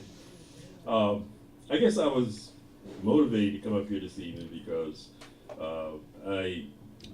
gentleman quoted statistics in stemming from the age of parents of dependent children growing out of the last depression. And most of us can't, really not aware were where the whole country was at that time. We was after Coolidge, that's part of my name, and also Hoover, and then Roosevelt. And Roosevelt had a coalition that, you know, was just seemed to be historically impractical, but successful politically to get elected. And that stayed in touch until Truman's, it kind of faded away when he won re-election in 1952. And the program was set up in a way that, as the gentleman said, really discouraged fathers. The fathers would leave their home because most programs, particularly in the South, was not intact programs. And it had to be a mother with children or a father with children. It could not be an intact family. So many men left so their family could eat. It was true, they probably slipped back in at night and was with their family. And this program was not designed to empower people, but it was supposed to be short-lived. And then what has happened is continuing on, and we have generations after generation. And one of the myths I wanted to address is not only just African Americans. If you look at the number of people in any welfare program, there are more whites than there are blacks, but there is a high ratio of blacks. But you have to think about the historical background. When I was coming along, when I was going to college and worked summers in Beaumont, Texas, only thing African Americans could do was drive trucks. Most of the minimum wage jobs, you could work at the post office, they carried most of the mail, they hauled all the garbage in Beaumont, but the garbage job didn't pay that much. The post office paid about $2 an hour. The refinery and chemical companies paid about $2 an hour for unskilled work. And so African Americans, if you study history right after the Civil War, our quest for knowledge was as vehement as the Asians are right now. But it came to an end because it did no good. The jobs, we came out of slavery, most of the skilled people in masonry, carpentry, plumbing, were slaves. And they started doing that, and they created craft unions, and they wouldn't allow them to be members of those unions. So we had a very difficult thing. We had a weak education system, and if we had education, we really couldn't use it unless we were teaching. And that too, I think, had a greater impact than the welfare program. I do not condone welfare programs. I think we need to empower people, and what you were talking about was empowering people. Right now, if you work as an intern, they don't pay you like they pay everybody else. They pay you less, but you're willing to work for less to learn. An example, when I was in college, engineers at Prairie View did not have the opportunity to work at intern programs with major corporations. So they knew the math, they knew the theory, nothing about practice when they got out to be engineers, and that was not too good for us. So we need to look at those kinds of situations where the field has never been level. It's not level right now. It wasn't level for women. When I came to Dallas, the Bureau of Health Insurance in 1970, most women were secretaries. And we created up with one bound program, we moved them into professional positions. So the inequities that exist in society creates a lot of the problems we have right now. Many of the statements that people have made are true. We need to empower people, not just give them something. If we would require people who have children to follow their children in school, to be good parents, that would help the situation. But we have a situation in Baltimore where people, generation after generation, that's all they know. And they're giving up. They have no hope. When people lose hope, they don't care about nothing. And it affects everybody. It affects all African Americans. What happened in Whites and Detroit and other places in the 60s, that's where it came from. Frustration. And really, when you look at someone do the research of the ISIS, that's where that's coming from too in Al-Qaeda, because poverty and no hope. And then we have religious people giving this false hope, and they go for that. I don't know, we made a statement here. I thought the women was going to throw rocks at you. They don't let me get away with nothing like that. But that's part of the problem. And I think, like what one of the gentlemen said, we the people are got to assume our responsibility and stop letting the corporate world get what they want because we're defaulting. Just like today, it was light voting. And these are some critical decisions that's coming up facing the city of Dallas. And if we get a major change, it's all going to be stopped. And so, and you look at the situation in Texas, and we have all Tea Party people, and most of us didn't vote in 2014, and across the nation. And that's why what we get when we don't do what we can do. The Constitution actually gives us a remedy as a people, but we have to get above these little small things that tie up all of our time. So I told my supervisor in the 1980s that this is when sports was becoming the dominant thing that men and some women live by. You could have football and baseball and basketball and hockey. So they tied up all our time. We do our work and do what we do with children, go to the football game or watch the football game, the basketball game. We didn't have no time to think. And that didn't happen by accident. That was done on purpose. And those are some of the things we got to look out for and try to avoid. Thank you.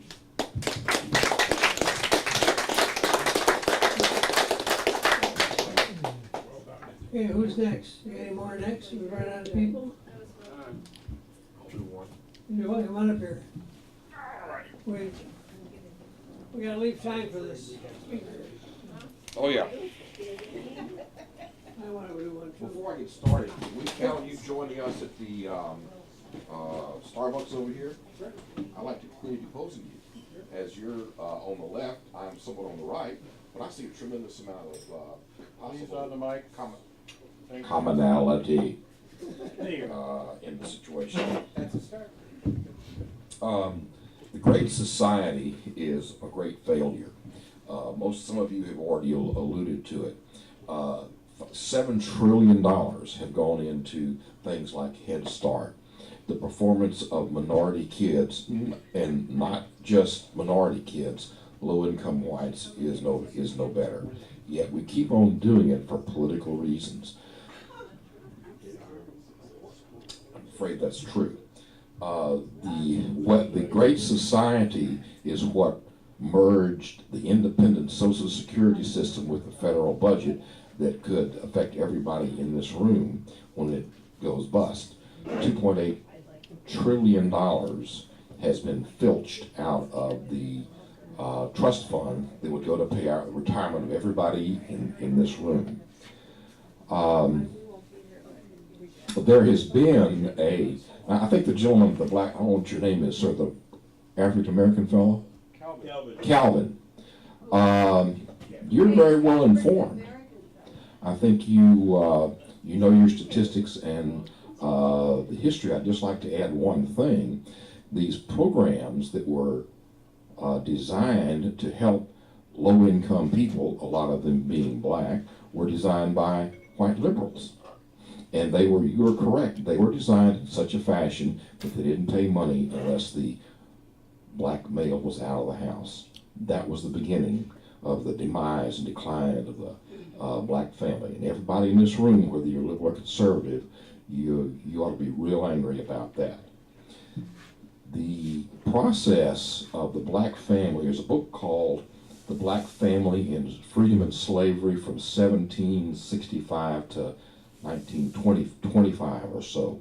Have you ever read that book, Calvin? I don't remember the author, but I probably have read something. Yeah, it is a magisterial survey of how well the black family did, even among slavery and Jim Crow laws, up until the advent of the 1930 social programs, which was the beginning of the demise. There was another radical nutcase right-wing conservative by the name of an apostle Joe McCarthy by the name of Daniel Patrick Moynihan. Has anybody heard of him in this room? Sure. Yeah. I read his book, Basketball Feastful. In 1965, he diagnosed the problem, and nobody wanted to follow his wisdom. Had they done so, the Great Society might have been great. Your idea about having public jobs I think is worth exploring. But the problem is these jobs, public infrastructure comes under government auspices, and that's covered by, those construction jobs are covered by a series of laws that are called prevailing wage. And right now, I mean, they're easy to turn the law around by a vote of Congress. The problem is, as you've all seen here tonight, is both the donkeys and the elephants seem to be controlled by two things. Number one, Wall Street bankers, and number two, they want to get reelected. Now, one way to change this around is a gentleman by the name of Mark Levin has written a book about Fifth Amendment term limitations. You ought to get his book or listen to his program, and this is a way to turn these people out who have been bought out and keep them out of the office. Another person mentioned food stamps. Food stamps are growing rapidly, but I view that as an indicator of what's wrong with our country. If you think people that have normal jobs who are on food stamps, does everybody think their wages ought to be raised so they don't need food stamps? Absolutely. Then would you also include in that the military? Sure. Yes. More than one half of the enlisted men and their families have to use food stamps. That's outrageous. That is outrageous. I guess there are a lot of things I could say, but I would close with two quick things here. The public-private ventures are potentially very dangerous.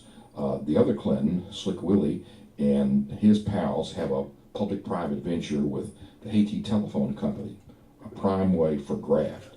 There are no better phones in Haiti than there were 15 years ago when this was tried. But another man that we revere here by the name of Winston Churchill said that, I'm just over 5 minutes, said that if you're young and you're not a liberal, you don't have a heart. But if you're old and you're not a conservative, you don't have a brain. I'll leave you with that thought. Winston said that, huh? Yes, sir. Absolutely, one of his better known quotes. John, are you awake? Winston abused senile in his old age. His brain was good. He didn't say it in his old age, he said it in World War II. He was pretty ancient then. Okay, Charles. I guess I'm the last one standing. We're running out of time.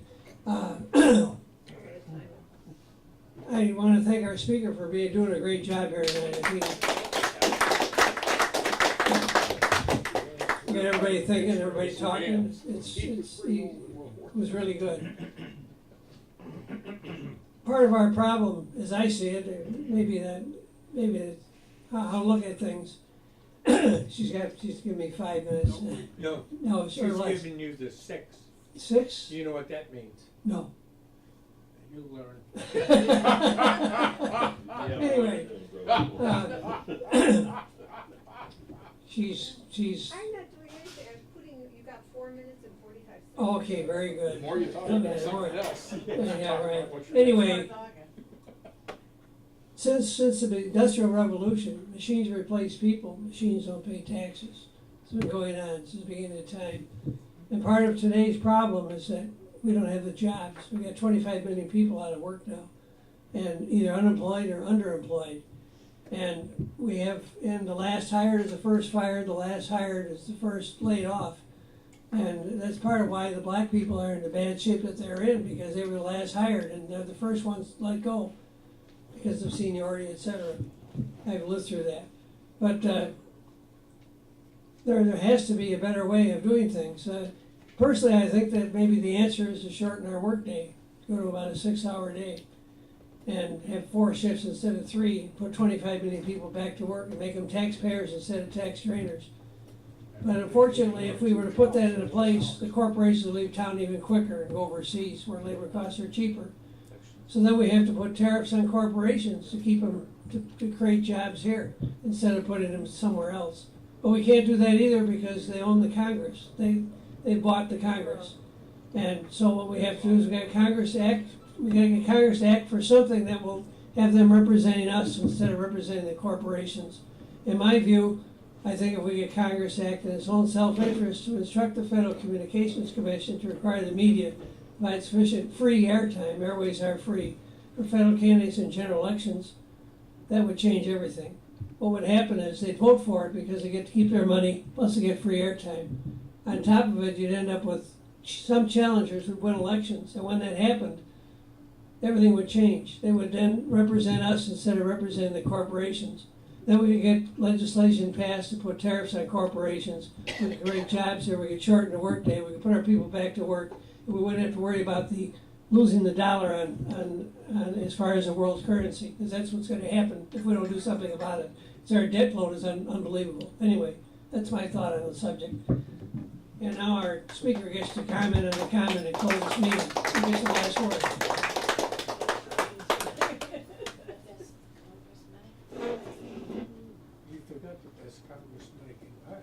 Thanks for all your comments, and I'll keep mine short because a lot has been said and a lot of it's been very good. As far as the Great Society is concerned, it's not correct to say it's a total failure. It's not. I mean, yes, people have gamed the system, and yes, they've taken advantage of it, and yes, more money has been spent than should have, and yes, people were in CETA and they made a career out of being trained but never getting a job. I understand that.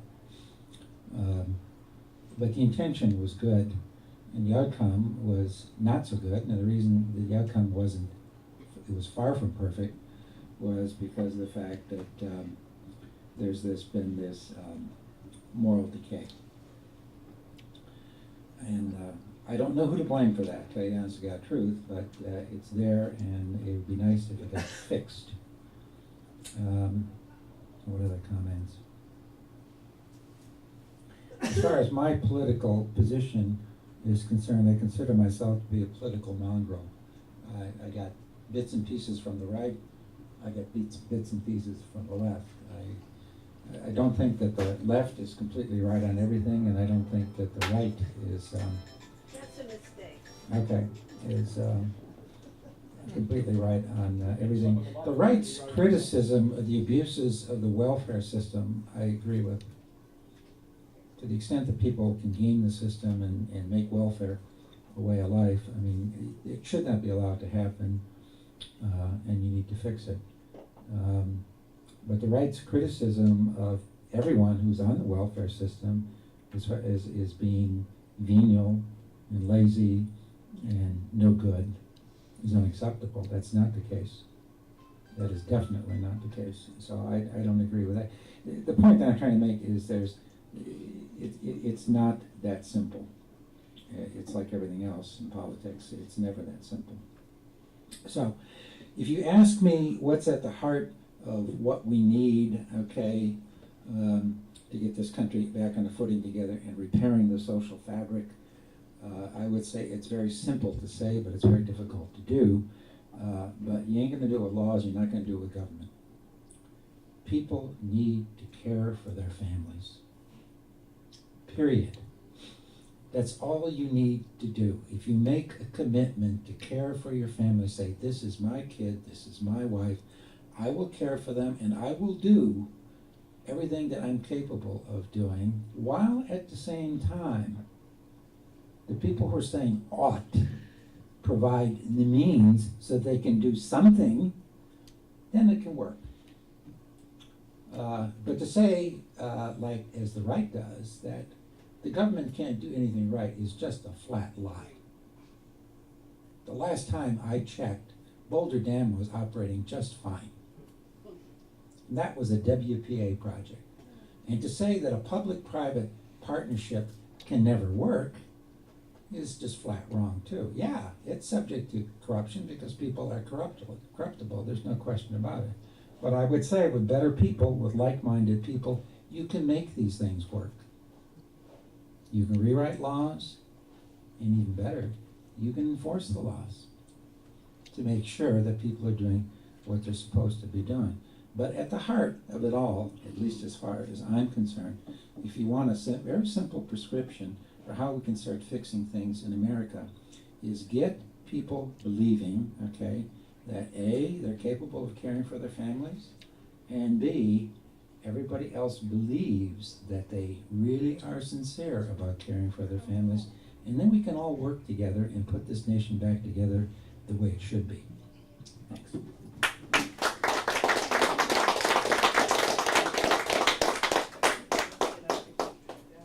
Okay, that's it. We gotta be out of here at 9 o'clock, which is in 2 minutes. They close at 9, and we're all welcome down to Starbucks. We'll buy coffee for our speaker, and you can chew on him a little bit.